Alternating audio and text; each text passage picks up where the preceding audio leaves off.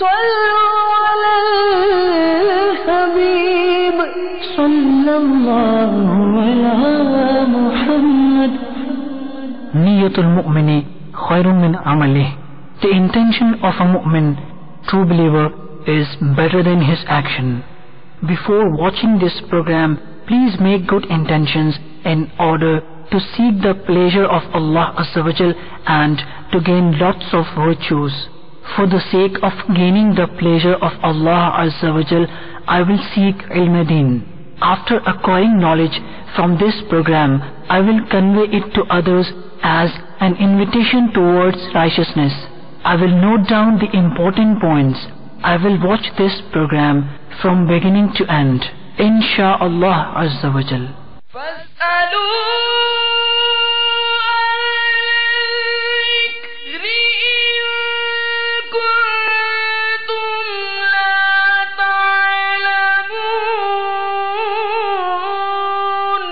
تو اے لوگو علم والوں سے پوچھو اگر تمہیں علم نہ ہو. الحمدللہ رب العالمین والصلاة والسلام علی سید المرسلین. اما بعد فاعوذ باللہ من الشیطان الرجیم. بسم اللہ الرحمن الرحیم. الصلاة والسلام علیک یا رسول اللہ وعلی آلک واصحابک یا حبیب اللہ. الصلاة والسلام علیک یا نبی اللہ وعلی آلک واصحابک یا نور اللہ. درود پاک کی ایک بڑی پیاری فضیلت سنتے ہیں. سید المرسلین خاتم النبیین جناب رحمت للعالمین صلی اللہ تعالی علیہ وسلم کا فرمان دل نشین ہے جو مجھ پر شب جمعہ اور جمعہ کے روز 100 بار درود شریف پڑھے اللہ تعالیٰ اس کی 100 حاجتیں پوری فرمائے. کتنی پیاری بشارت ہے. تو دنیا بھر میں جہاں کہیں ہیں اپنی عادت بنائیں, اپنا معمول بنائیں, درود پاک سے زبان کو تر رکھا کریں. آئیے مل کر درود پاک کا نذرانہ اپنے آقا و مولا صلی اللہ تعالی علیہ وسلم کی بارگاہ میں پیش کرتے ہیں. صلو علی الحبیب صلی اللہ تعالی علی محمد صلی اللہ علیہ وسلم. حضور نماز کے فرائض آج ہمارا یہ سلسلہ ہے. کیا فرمائیں گے؟ ہو سکتا ہے ہمارے کئی ناظرین یہ سمجھے ہوں کہ فجر میں 2 فرض ہوتے ہیں, ظہر میں 4 فرض ہوتے ہیں, عصر میں 4 ہوتے ہیں, مغرب میں 3 اور عشاء میں 4. تو یہ فرائض تو ہمیں پتہ ہے. تو یہ فرائض سلسلہ ہے یا کچھ اور آج ہمیں سکھانے جا رہے ہیں؟ الحمدللہ رب العالمین والصلاة والسلام علی سید الانبیاء والمرسلین. نماز کے فرائض جن کا آپ نے ایک سوالیہ انداز میں پیش کیا کہ فرائض سے مراد کیا ہے, جیسے فجر کے 2 رکعت فرض یا ظہر کے 4 رکعت فرض. یہ نمازوں کی تقسیم ہے کہ کچھ نمازیں فرض ہوتی ہیں, کچھ واجب ہوتی ہیں, کچھ نفل ہوتی ہیں, کچھ سنت موقدہ غیر موقدہ. تو یہاں پر جو آج جس موضوع کو لے کر ہم دارالفتاء کے سلسلے میں حاضر ہوئے ہیں تو وہ ان فرائض سے متعلق نہیں ہے کہ فجر میں کتنے فرض, ظہر میں کتنے فرض, بلکہ ہم نماز چاہے فرض پڑھ رہے ہوں یا واجب یا نفل یا سنت, ان نمازوں کے اندر کچھ ارکان, کچھ افعال ایسے ہوتے ہیں کہ جن کا کرنا فرض ہوتا ہے, ٹھیک ہے, جن کے ادا کیے بغیر نہ سنت ادا ہوگی, نہ واجب ادا ہوگا, نہ فرض ادا ہوگا. تو اس وقت ہم ان بنیادی چیزوں کے بارے میں سیکھ رہے ہیں کہ جن کا نماز میں ہونا ایک نمازی کے لیے ان افعال کا بجا لانا یہ ضروری ہے, اور ان میں سے کوئی ایک شے بھی رہ گئی تو نماز نہیں ہوگی, اس کو نئے سرے سے بھی نماز کی ادائیگی کرنی ہوگی. کسی بھی صورت میں نماز کا کوئی فرض چھوٹ گیا تو نماز نہیں ہوگی. جی ٹھیک ہے. اب نماز کے فرائض ہیں کتنے یہ ارشاد فرما دیجیے. نماز کے اندر 7 فرائض ہیں. ٹھیک ہے. سب سے پہلا فرض ہے تکبیر تحریمہ, اور دوسرا فرض ہے قیام, تیسرا فرض قراءت, ٹھیک ہے, چوتھا فرض رکوع, پانچواں فرض سجود, چھٹا فرض قعدہ اخیرہ, اور ساتواں فرض ہے خروج بسنعہ. ٹھیک ہے, خروج خارج ہونا, اور با, صاد, نون, عین اور ہا. تو اس لفظ کو پڑھیں گے بسنعہ, خروج بسنعہ. تو یہ نماز کے اندر 7 فرائض ہیں. ٹھیک ہے. تو جن میں سے ہم کافی فرائض کے بارے میں گزشتہ انشاءاللہ بالکل ہو سکتا ہے ناظرین کہیں کہ یہ تو ساتوں انہوں نے ایک ہی باری میں بیان کر دی ہے. آج ہماری نیت ہے انشاءاللہ ایک ایک فرض پر انشاءاللہ اس کی ڈیفینیشن بھی لیں گے, اس کی تعریف سمجھنے کی کوشش کریں گے, اس کے احکام سمجھنے کی کوشش کریں گے, اور آپ ہمارے ساتھ رہیے گا. ہم مسلمان ہیں, نماز ہم پر فرض ہے, بلکہ سب سے پہلا فرض ہے, اور اس کے فرائض ہمیں زبانی یاد ہونی چاہیے.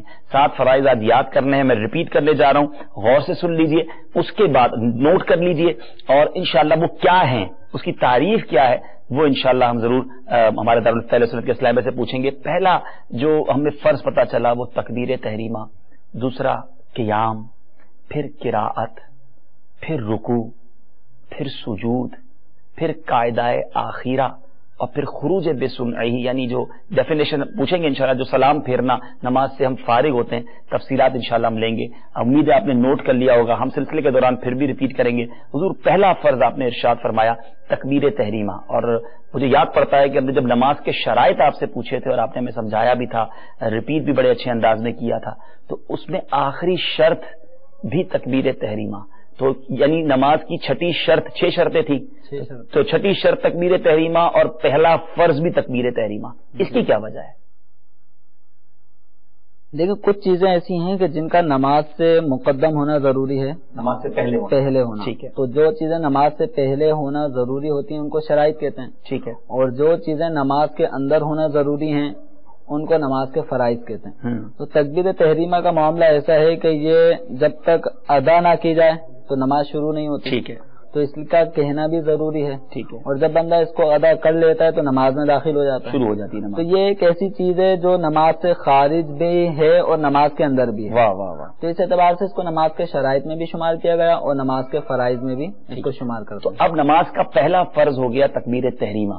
اب تکبیر تحریمہ کیا ہے, اس کی ذرا تفصیل ارشاد فرما دیں. تکبیر تحریمہ یہ نماز کے شروع میں جب ہم اللہ اکبر کہتے ہیں, ٹھیک ہے, اس کو مختلف ناموں سے بھی یاد کرتے ہیں. تکبیر تحریمہ, اسی کا نام تکبیر اولا بھی ہوتا ہے. تو تکبیر تحریمہ کا مطلب یہ ہے کہ جب ہم نماز شروع کرتے ہیں تو نماز پڑھتے وقت اللہ تبارک و تعالیٰ کی بڑائی بیان کرنے کے لیے ہم ایک جملہ کہتے ہیں. ٹھیک ہے. اس جملے کو کہہ کر پھر ہم نماز شروع کر دیتے ہیں. ٹھیک ہے. تو یہ جو پہلی تکبیر ہوتی ہے نماز کے اندر اللہ اکبر, اس کا کہنا تکبیر تحریمہ کا یہ فرض ہے. ٹھیک ہے. اور اس کے اندر جو ہم ہاتھ اٹھاتے ہیں تو یہ ہاتھوں کا اٹھانا کان تک, ٹھیک ہے, یہ سنت ہے. ٹھیک ہے. اگر کسی نے ہاتھ نہ بھی اٹھائے لیکن تکبیر تحریمہ کہہ لی تو اس کا فرض ادا ہو جائے گا, لیکن ترک سنت ہوگی. ٹھیک ہے. پہلا فرض ہو گیا حضور تکبیر تحریمہ. دوسرا فرض قیام, اس کی کیا تعریف ہوگی؟ قیام کا معنی ہوتا ہے کھڑا ہونا. ٹھیک ہے. تو قیام نماز کے فرائض میں سے دوسرا فرض ہے, یعنی ہم نے کھڑا ہونا ہے, اللہ اکبر کہہ کر کھڑا رہنا ہے. ٹھیک ہے. اب اس دوران جو پھر ہاتھ باندھے جاتے ہیں, ٹھیک ہے, ہاتھ باندھنا سنت ہے. ٹھیک ہے. تو قیام یہ کچھ نمازوں میں فرض ہے اور کچھ نمازوں میں فرض نہیں. ٹھیک ہے. مثلا نفل نماز میں قیام فرض نہیں ہے, یعنی بیٹھ کے بھی پڑھ سکتے ہیں. بیٹھ کے بھی پڑھ سکتے ہیں. ٹھیک ہے. اس کے علاوہ فرض یا وتر یا کوئی واجب نماز وغیرہ, تو ان نمازوں میں قیام کرنا فرض ہے. یہ نمازیں بغیر قیام کے نہیں پڑھنی چاہیے, اور فرض اور واجب تو بغیر قیام کے ادا ہوتے ہی نہیں ہیں. ٹھیک ہے. اب قیام میں ہاتھ باندھنا آپ نے فرمایا سنت ہے, تو ہاتھ کہاں باندھے جائیں گے, یہ ذرا ایگزیکٹلی اگر سمجھا دیں. مردوں کے ہاتھ باندھنے کا طریقہ جدا ہے, عورتوں کے ہاتھ باندھنے کا طریقہ جدا ہے. مرد اپنے ہاتھ ناف کے نیچے باندھیں گے, اور باندھنے کا طریقہ یہ ہوگا کہ انگوٹھا اور چھنگلیاں, یہ الٹے ہاتھ کا یہ پہنچا کلائی کا یہ حصہ کہلاتا ہے, اس کو یہ گرپ میں لے لیں گے. ٹھیک ہے. 3 انگلیاں جو شہادت کی بیچ کی اور اس کے برابر والی, یہ اس کلائی کے اوپر ہی حصے کے اوپر ہوں گی. ٹھیک ہے. یعنی ان دونوں سے گرپ کر لی, ان کو اوپر رکھ لیا, اور یہ ہتھیلی سیدھے ہاتھ کی اس جگہ پر ہوگی, پشت پر. تو اس طرح سے ہم نے یہ اس اسٹائل میں ہم نے ہاتھ کو قبضے میں لے لیا. اب اس کو ناف کے نیچے, جو ناف ہے اس کے بالکل نیچے اس کو رکھ لیں گے. مردوں کے لیے یہ طریقہ سنت ہے, اور عورتوں کے لیے یہ ہے کہ وہ اپنے جو سینہ ہے اس کے اوپر سیدھے ہاتھ کی ہتھیلی الٹے ہاتھ کی پشت پر رکھ لے گی, اور سینے پر وہ اپنے ہاتھ کو رکھے گی. ٹھیک ہے. تو یہ جو ہاتھ باندھنا آپ نے بتایا, یہ ناف کے نیچے رکھنا یہ سنت ہے, لیکن کھڑا ہونا نماز میں جو قیام ہے وہ فرض. جی. ٹھیک ہے. نماز کا تیسرا فرض چلتے ہیں. نماز کا تیسرا فرض ہے قراءت. قراءت کا مطلب ہوتا ہے قرآن پاک کی تلاوت کرنا. ٹھیک ہے. تو بغیر تلاوت کیے نماز کا یہ فرض جب چھوٹے گا تو نماز نہیں ہوگی. تو قرآن پاک کی ایک آیت کا پڑھنا، کم از کم ایک آیت کا پڑھنا، یہ نماز کے فرائض میں سے ہے. اگر کسی نے ایک آیت بھی نہیں پڑھی، خاموش کھڑا رہا، کھڑے کھڑے پھر رکوع میں چلا گیا، تو اس طرح اس کی نماز نہیں ہوگی. قراءت کرنا نماز کے فرائض میں سے. اور پھر مزید یہ کہ قراءت کرنے میں قرآن پاک کا صحیح تلفظ یہ بھی ادا کرنا ضروری ہے. مخارج کی ادائیگی سیکھنا بھی ایک مسلمان کے لیے ضروری ہے کہ اللہ تبارک و تعالیٰ کا یہ پاکیزہ کلام، اس میں جو حروف استعمال ہوئے ہیں ان کا آپس میں ایک فرق ہے. ٹھیک ہے. سین، صاد، بظاہر ان میں آواز کی یکسانیت ایک جیسی معلوم ہوتی ہے، لیکن حروف کی ادائیگی میں فرق ہے. سین، صاد. ٹھیک ہے. ایسے ہی سا، اس میں فرق ہے. زال، زا، وا، ان تینوں میں فرق ہے. قاف اور کاف میں فرق ہے. حمزہ اور عین میں فرق ہے.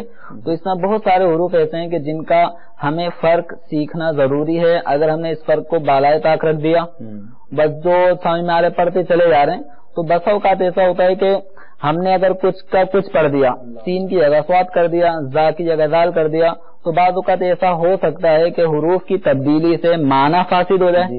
اور جب معنی میں فساد آ جاتا ہے تو اس طرح سے نماز نہیں ہوتی. اللہ اللہ، یعنی پتہ چلا کہ کتنا زیادہ ضروری ہے قراءت کو سیکھنا.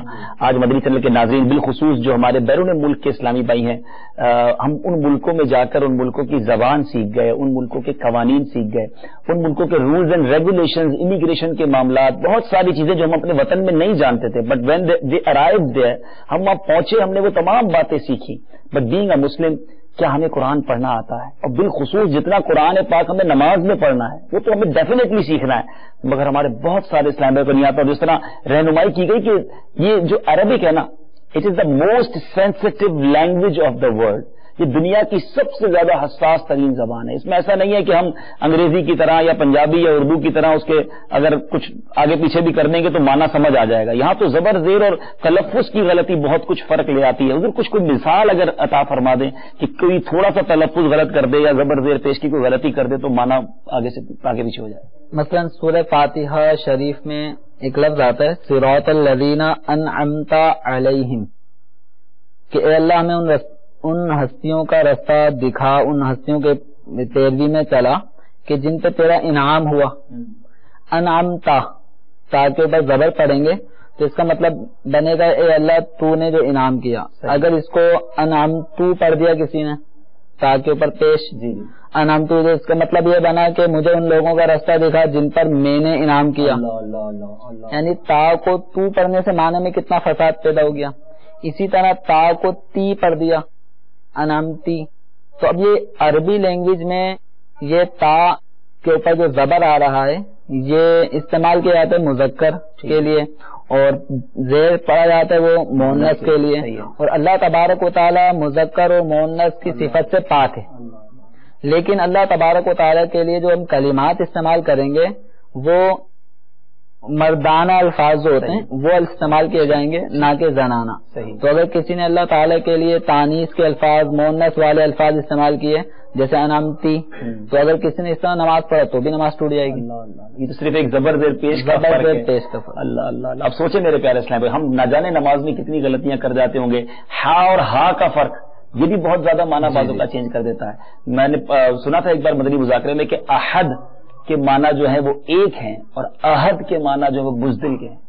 اب آپ سوچیں قل هو اللہ احد ہم پڑھتے ہیں، ذرا سوچیں میرے پیارے اسلام میں، وی ہیو ٹو ریئلائز دس کہ یہ ایک آرڈنری بات نہیں ہے کہ اگر ہمیں تلاوت نہیں آتی اور کم از کم اتنی تلاوت جو ہمیں نماز میں پڑھنی ہے، اٹس ویری کمپلسری. ہمیں سیکھنا ہوگا. دارالفتہ اہل سنت کے سلسلے میں ہم آپ کو ہائی لائٹ تو کر سکتے ہیں کہ واٹ از کمپلسری، بٹ سب کچھ سکھا نہیں سکتے. اس کے لیے آپ کو علماء اہل سنت سے رابطہ کرنا ہوگا، دعوت اسلامی کے اجتماعات میں جانا ہوگا. کہاں سے سیکھیں؟ الحمدللہ ہمارے مدرسۃ المدینہ بالغان بہت ساری مسجدوں میں، ہر ملک میں، شہروں میں لگ رہے ہیں. مدنی چینل پر ہم الحمدللہ قرآن پاک سکھانے کے سلسلے لاتے ہیں. تو پلیز اس کو ریئلائز کریں اور تھوڑا سا آگے بڑھیں اور یہ باتیں سیکھیں. 3 فرض حضور ہم نے چوتھے فرض کی طرف چلتے ہیں. چوتھا فرض نماز کے فرائض میں سے رکوع ہے. رکوع کا معنی ہوتا ہے جھکنا، لیکن اب کتنا جھکنا ہے اس کی ایک حد مقرر ہے کہ اتنا جھکنا تو ضروری ہے. اگر کوئی اتنا نہیں جھکے گا تو اس کا فرض ادا نہیں ہوگا. تو وہ مقدار کے جتنا جھکنا ضروری ہے وہ یہ ہے کہ ایک آدمی اگر نارمل طریقے سے کھڑا ہے, اب وہ آہستہ آہستہ اپنے کمر کو جھکاتا ہوا آئے گا اور اپنے ہاتھوں کو دراز کرے. اب اتنا جھکنا ضروری ہے کہ اس کے ہاتھ گھٹنوں کو پہنچ جائیں. اب اس میں کمر سیدھی کرنا ضروری نہیں ہے, یعنی فرائض میں کمر کا سیدھا ہونا ضروری نہیں ہے. اتنا ضروری ہے کہ ایک آدمی اپنے آپ کو جھکاتا ہے, جھکاتے جھکاتے اتنا جھک گیا کہ اب اس کے ہاتھ گھٹنوں کو پہنچ گئے. یہ رکوع کا ادنا فرض ہے. اور سنت یہ ہے کہ جب رکوع کر رہے ہیں تو رکوع کے میں فرائض بھی ادا کرنا ہے اور ساتھ ہی ساتھ سنتیں بھی ادا کرنی ہے. تو سنت یہ ہے کہ کمر کو اپنا سیدھا لیول میں لے آئے, اور فقہاء کرام فرماتے ہیں کہ اس طرح کمر کو سیدھا کرے کہ اگر اس پہ پیالہ بھر کے پانی رکھ دیا جائے تو وہ گرے نہیں. تو اس میں اپنی کمر کو لیول میں کرنا ہے. اس حوالے سے بعض ہمارے نمازیوں کی بے-احتیاطی ہوتی ہے, وہ کمر میں خم لائے ہوئے ہوتے ہیں, کمر ان کی گولائی کی حالت میں ہوتی ہے, بہتوں کا سر جھکا ہوا ہوتا ہے, کسی کا سر اٹھا ہوا ہوتا ہے. تو یاد رکھیے کہ سنت یہ ہے کہ کمر سیدھی ہو اور جو سر ہے وہ بھی کمر کے لیول میں ہو. اس طرح رکوع کرنا ہے سنت. اور اپنے ہاتھوں میں تناؤ رکھے, گھٹنوں میں تناؤ رکھے, گھٹنوں یا ہاتھوں میں جھول نہیں ہونا چاہیے, یعنی گیپ نہیں ہونا چاہیے, یا اس طرح جھول نہیں, وہ اسٹریٹ ہونے چاہیے, ہاتھ بھی اسٹریٹ ہوں, تنے ہوئے ہوں. اصل میں وہ تنا ہوا جو ہے وہ بعض ہمارے بیرون ملک والوں کو سمجھ نہیں آئے گا. تو اتنا یہی ہوگا کہ وہ ہاتھ ٹائٹ ہو اور وہ اس میں اس طرح اس میں جھول نہیں ہوگا, بینڈ نہیں آئے گا. ٹھیک ہے. 4 فرض امید ناظرین بھی یاد کر چکے ہوں گے, یہاں کے اسلام نے بھی یاد کر لیا ہوگا. 5ویں فرض کی طرف حضور چلتے ہیں. ارشاد فرمائیں. 5واں فرض نماز کے فرائض میں سے ہے سجود. سجود کا مطلب ہوتا ہے سجدہ کرنا. سجدے کے اندر اصل یہ ہے کہ پیشانی زمین پر لگ جائے. ٹھیک ہے. سجدے میں پیشانی کا زمین پر جمنا یہ ضروری ہے. سجدہ 7 ہڈیوں پہ کیا جاتا ہے. جب ہم سجدے میں جاتے ہیں تو ہماری یہ پیشانی اور ناک یہ ایک ہی ہڈی شمار ہوتی ہے. تو یہ لگتی ہے, 2 ہاتھ لگتے ہیں, 2 گھٹنے استعمال ہوتے ہیں, 2 پنجے استعمال ہوتے ہیں. تو یہ 7 ہڈیوں پہ سجدہ کرنے کا ہمیں حکم نبی کریم صلی اللہ تعالی علیہ وسلم نے دیا.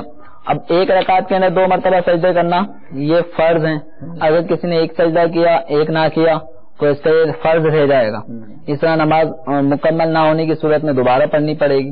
اسی طرح سجدے کے اندر ناک کی ہڈی, ایک ناک کی نوک, ایک ناک کی ہڈی. صحیح. ہڈی وہ جو مڑتی نہیں ہے, ناک کا ابتدائی حصہ موو ہوتا ہے دائیں بائیں, تو ناک کی نوک کا لگانا کافی نہیں ہے. بعض نمازی نظر آتے ہیں نماز پڑھتے ہوئے, پھر ان کی اصلاح بھی کرنے کا موقع ملتا ہے کہ انہوں نے صرف ناک کی نوک ٹکائی بھی ہوتی ہے. تو ناک کی نوک لگنا کافی نہیں ہے. ان کو ناک کی ہڈی جو سخت ہڈی ہے یہ زمین پہ لگنا یہ واجب ہے. اگر کسی نے ناک کی ہڈی زمین پہ نہیں لگائی تو نماز مکروہ تحریمی ہوگی. اور مکروہ تحریمی کا مطلب ہے کہ اس نماز کو دوبارہ دہرائیں گے. اور پیشانی کا جمنا, اب یہ 2 چیزیں ہم نے ذہن میں رکھنی ہے کہ پیشانی کا زمین پر جمنا فرض, ٹھیک ہے, ناک کی سخت ہڈی کا زمین پر جمنا واجب. تو اب ہم نے سجدہ اس طرح کرنا ہے کہ ہماری پیشانی بھی زمین پہ جمی ہو اور ناک کی ہڈی بھی زمین پہ جمی ہو اور زمین کی سختی جو ہے یہ محسوس ہو. لیکن اس میں ایک طرف میں توجہ دلاتا چلوں کہ جہاں اتنی بے احتیاطی ہے کہ وہ صحیح طرح پیشانی نہیں جماتے, تو وہیں پہ اس قدر زیادتی بھی ہے کہ بعض ہمارے نمازی ایسے نظر آتے ہیں کہ جو سجدے میں گئے تو اب وہ پورے پاؤں ہل رہے ہوتے ہیں, گویا کہ زمین کی سختی محسوس کرنے میں وہ بہت زیادہ مبالغہ کر بیٹھتے ہیں. وہ کہ ہل رہے ہوتے ہیں, ایسا لگتا ہے بس زمین میں فل زور دیے ہوئے ہیں.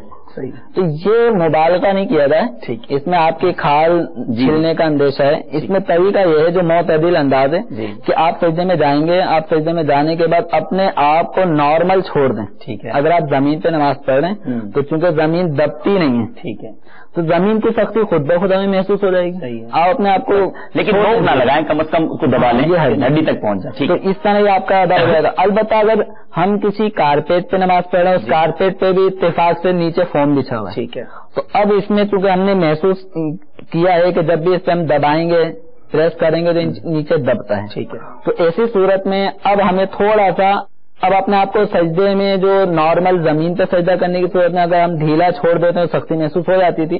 لیکن کارپیٹ پہ نماز پڑھ رہے ہوں گے, اس پہ نیچے فوم بھی بچھا ہوگا, تو اب ہمیں تھوڑی سی محنت یہ کرنی پڑے گی کہ اب اپنے سر کو اور جمانے کی کوشش کریں گے اتنا کہ اب زمین کی سختی ہمیں محسوس ہونے لگے، اب نہ دبے. ٹھیک ہے، تو یہ بڑی زبردست آپ نے رہنمائی فرما دی، اور پیشانی کی ہڈی اور ناک کی جو ہڈی ہے وہ اچھی طرح دبانی ہے. اچھا، اب یہ تو آپ نے فرض اور واجب بتا دیا، پیروں کا کیا حال ہوگا؟ پنجے کس طرح رکھے جائیں گے؟ اس کی انگلیوں کا بھی کوئی حکم ہے؟ پاؤں کے جو پنجے ہوتے ہیں باقاعدہ مڑ جاتے ہیں. ٹھیک ہے. اور سنت یہ ہے کہ ہر پاؤں کی 5 انگلیاں مڑ کر ان کا رخ قبلے کی جانب ہو جائے. یہ گویا 10 انگلیوں کا رخ قبلے کی جانب ہونا سجدے میں پاؤں کی، یہ سنت. اور ہر پاؤں کی 3 انگلیوں کا اس طرح پیٹ مڑ جائے، یہ واجب. علم یہاں کر کے تھوڑا سا اگر ہمارے ناظرین کو دکھا دیں، یہ بیان بھی ہو رہا ہے، آپ اپنی اگر انگلیاں موڑ کے سجدہ کریں تاکہ ہمارے کیمرہ مین کوشش کرتے ہیں آپ کو ناظرین کو دکھا بھی دیں کہ کس طرح پیر انگلیاں موڑ کر کرنا ہے. جی آپ بیان جاری رکھیں.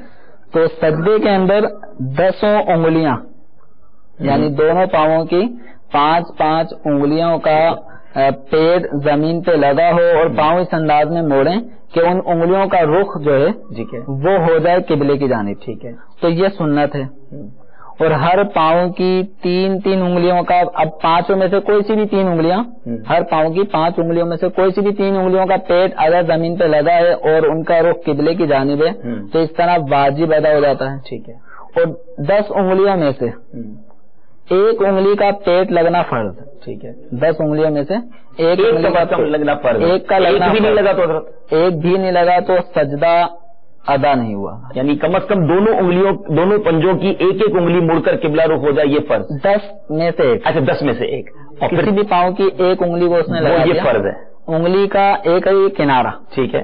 جب ہم پاؤں ایسے کرتے ہیں تو یہ پاؤں کے کنارے ہوتے ہیں جو ناخن کے قریب ہوتے ہیں پاؤں کے، یہ کنارے نہیں لگنا بلکہ جو نچلا حصہ ہے جو نارمل ہم کھڑے ہوتے ہیں تو کھڑے ہونے کی صورت میں پاؤں کے تلوے انگلیوں کے بھی ایک نیچے کی پیٹ کہلاتا ہے تو وہ جس طرح کھڑے ہونے کی حالت میں جمتا ہے تو سجدے کی حالت میں بھی کم از کم 1 انگلی کا وہ پیٹ زمین پہ لگا ہو. ہر پاؤں کی 3 انگلیوں کے پیٹ لگے ہوں، یہ واجب ہے. اور 10 کا لگنا فرض، اور 10 کا مڑ کر قبلہ رخ ہونا یہ سنت. امید ہے کہ ناظرین دیکھ رہے ہوں گے، ہمارے اسلامی بھائی آپ کے لیے کوشش کر رہے ہیں کہ وہ اپنی انگلیاں موڑ کر دکھا رہے ہیں. اور جی تو یہ اس طرح اگر 10 انگلیاں مڑ کر قبلہ رو ہو جائیں تو یہ سنت ہے. تو تھوڑا پریکٹس کرنی پڑے گی لیکن یہ پاسبل ہے. لیکن بعض اوقات تو جیسے آپ نے بتایا کہ 1 انگلی فرض ہے تو وہ بعض اوقات تو پیر ہی اٹھے ہوئے ہوتے ہیں لوگوں کے، 1 بھی انگلی نہیں لگی ہوئی ہوتی. تو اس طرح یہ سجدے کا فرض ادا نہیں ہوگا. سجدے کا فرض ادا نہیں ہوگا، لیکن سجدہ تو ٹھیک ہونا، ساتھ ہڈیوں پر بھی ہو، پیشانی بھی جمی ہوئی ہو، اور پھر ساتھ ساتھ اس طرح انگلیاں جب وہ مڑ کر قبلہ رو ہو جائیں تو اس کی برکتیں حاصل ہوں گی. نماز کے ابھی تک ہم نے 5 فرائض ہم نے یاد کر لیے ہیں، امید ہے آپ بھی نوٹ کرتے جا رہے ہوں گے. چھٹے فرض کی طرف چلتے ہیں. جی حضور ارشاد. نماز کا جو چھٹا فرض ہے وہ ہے قعدہ اخیرہ. قعدہ اخیرہ، قعدہ کا مطلب ہوتا ہے بیٹھنا اور اخیرہ کا مطلب ہوتا ہے لاسٹ، آخری. تو ایک قعدہ ہوتا ہے قعدہ اولا، یہ ہم یہ بھی سنتے ہیں قعدہ اولا، قعدہ اخیرہ. یہ ذرا وضاحت بھی کر دیں، اولا کیا ہے اور اخیرہ؟ اولا فرسٹ، ٹھیک ہے، پہلا. ٹھیک ہے. تو پہلی مرتبہ جب ہم بیٹھتے ہیں وہ بیٹھنا مراد اس میں ہماری یہ ہوتی ہے جب 4 رکعت والی نماز پڑھ رہے ہیں یا 3 رکعت والی ہم نماز پڑھ رہے ہیں تو پہلی 2 رکعت ادا کرنے کے بعد یعنی دوسری رکعت کے 2 سجدہ کرنے کے بعد جب ہم بیٹھ جاتے ہیں ٹھیک ہے تو اس بیٹھنے کو کہتے ہیں قعدہ اولا. ٹھیک ہے. اگر ہم مغرب پڑھ رہے ہیں یا وتر پڑھ رہے ہیں تو اب جو تیسری رکعت میں ہم بیٹھتے ہیں اس کا نام ہے قعدہ اخیرہ. ٹھیک ہے. 4 رکعت والی نماز پڑھ رہے ہیں تو چوتھی رکعت میں جو بیٹھتے ہیں اس کا نام ہے قعدہ اخیرہ. لاسٹ قاعدہ ہے سلام پھیرنے سے پہلے وہ قاعدہ اخیرہ ہے اور وہ فرض ہے. جی اب فجر کے 2 پڑھ رہے ہیں تو اس میں وہ 2 کا قاعدہ اولا نہیں ہے، ٹھیک ہے، آخر وہی آخر. بس قعدہ اخیرہ کی پہچان یہ ہے کہ جس قعدے کے بعد ہم نے نماز سے فراغت پانی ہے وہ قعدہ اخیرہ کہلاتا ہے. تو قعدہ اخیرہ میں ایک چیز ہے واجب اور ایک ہے فرض. ٹھیک ہے. تو جس تک جو ہم سیکھ رہے ہیں وہ فرض کی طرف زیادہ توجہ دے رہے ہیں. تو قعدہ اخیرہ فرض ہے یعنی جتنی دیر میں التحیات للہ یہ پورا عبدہ ورسولہ تک، ٹھیک ہے، جتنی دیر میں یہ پڑھا جائے ٹھیک ہے اتنا ڈیوریشن، اتنی ٹائمنگ بیٹھنا، ٹھیک ہے، یہ ہے نماز کا چھٹا فرض. ٹھیک ہے. اور اس دوران بیٹھنے کے اس دوران التحیات کا پڑھنا یہ ہے واجب. التحیات پڑھنا واجب ہے اور اتنی دیر بیٹھنا، جتنی دیر میں التحیات پڑھی جا سکے یہ بیٹھنا فرض، اتنا بیٹھنا فرض. اچھا اس کو بیٹھنے کا بھی تھوڑا سا اگر انداز اس میں کوئی احتیاط ہے تو بتا دیں کہ نارمل جس طرح ہم بیٹھتے ہیں قاعدہ میں تو اس میں ہاتھ کہاں رہیں گے، پیروں کی پوزیشن کیا ہوگی؟ تو اتحیات کے لیے جب ہم بیٹھیں گے تو اس میں الٹا پاؤں بچھا کر ٹھیک ہے، الٹے پاؤں پہ بیٹھیں گے. ٹھیک ہے، سیدھا پاؤں ہمارا کھڑا ہوگا اور سیدھے پاؤں کی 5 انگلیاں ان کا رخ بھی قبلے کی جانب ہوگا. ٹھیک ہے، یعنی سیدھا پاؤں باقاعدہ کھڑا ہو، انگلیاں موڑ کر سیدھے پاؤں کو ہم اسٹینڈ رکھیں گے، ٹھیک ہے، الٹے پاؤں کو بچھا دیں گے، ٹھیک ہے، اس پہ بیٹھ جائیں گے. ٹھیک ہے، یہ تو ہے ہمارے پاؤں کا طریقہ. ٹھیک ہے، اور جب ہم اتحیات کے لیے اپنے ہاتھ کی انگلیاں کہاں رکھیں گے جی تو بہت سے نمازی ہمارے رانوں پہ اتنے ایسے ہی رکھ لیتے ہیں جی جی، اور ابھی گھٹنوں کا کافی حصہ باہر ہوتا ہے. ٹھیک ہے، ایسا نہیں کرنا، بلکہ اپنی انگلیوں کے جو کنارے ہیں یہ گھٹنے کے کنارے پر رکھیں گے. ٹھیک ہے، ایسا نہ ہو کہ ہمارے ہاتھ اتنے آگے چلے جائیں کہ انگلیاں جو ہیں وہ نیچے کی جانب ہو جائیں. ٹھیک ہے. یہ نارمل انداز میں آپ ہاتھ رکھیں اور ہمارے ناظرین کو دکھا بھی دیں کہ پیچھے بھی نہیں ہوں گے اور گھٹنوں سے آگے بھی نہیں ہوں گے، بلکہ جس طرح ایک نارمل وے میں ہاتھ رکھے جاتے ہیں اس طرح ہاتھ رکھیں گے. اور پیر کس طرح ہوں گے اب آپ ٹرن کر کے پیر بھی دکھا دیں تاکہ پیر بھی آپ کے دکھا دیے جائیں کہ انگلیاں بالکل بند نہیں کرنی، نہ ایسے کرنی ہے. نارمل جو ہاتھ ہے ایسے رکھنا ہے اور انگلیاں کنارے پہ رکھنی ہے اور ان کا رخ بھی قبلے کی طرف ہی ہوگا. ٹھیک ہے، انگلیوں کا رخ بھی قبلے. اگر ہم آگے لے جائیں گے تو زمین کی طرف ہو جائے گا. ٹھیک ہے. اور یہ سیدھا پاؤں کھڑا کر کے الٹے پاؤں پہ کس طرح بیٹھنا ہے یہ بھی دیکھ لیجئے. یہ قاعدہ آخیرہ ہو یا قاعدہ اولا ہو اس میں بیٹھنے کا، یہ دو سجدوں کے درمیان بیٹھنے کا، 2 سجدوں کے درمیان بھی بیٹھتے ہیں. اس کو کیا کہتے ہیں؟ اس کو جلسہ اس کو جلسہ کہتے ہیں. آپ دیکھ رہے ہوں گے ناظرین کہ اس طرح یہ بیٹھنے کا طریقہ، پیر اس طرح ہوں گے. 2 سجدوں کے درمیان جو بیٹھتے ہیں اس کو جلسہ کہا جاتا ہے. اس میں بھی اسی طرح بیٹھیں گے، قاعدہ اولا میں بھی اسی طرح بیٹھیں گے اور قاعدہ آخیرہ میں بھی یہی انداز ہوگا. اگر کوئی بیٹھ کے نماز پڑھ رہا ہے جی ٹھیک ہے تو اس طرح بھی بیٹھ کے نماز پڑھ اس طرح بیٹھ کے بھی وہ نماز پڑھ سکتا ہے. بہت شکریہ، جزاک اللہ خیر. میرے پیارے اسلام میں 6 فرض نماز کے ہم نے سیکھ لیے ہیں. اب 7ویں فرض کی طرف چلتے ہیں. خروج بسنعہ، بہت مشکل آپ کو لگ رہا ہوگا، تو یہ 7واں فرض کیا ہے، تھوڑی اس کی ڈیفینیشن پھر انشاءاللہ آپ کی کالز. جی خروج کا معنی نکلنا، خارج ہونا.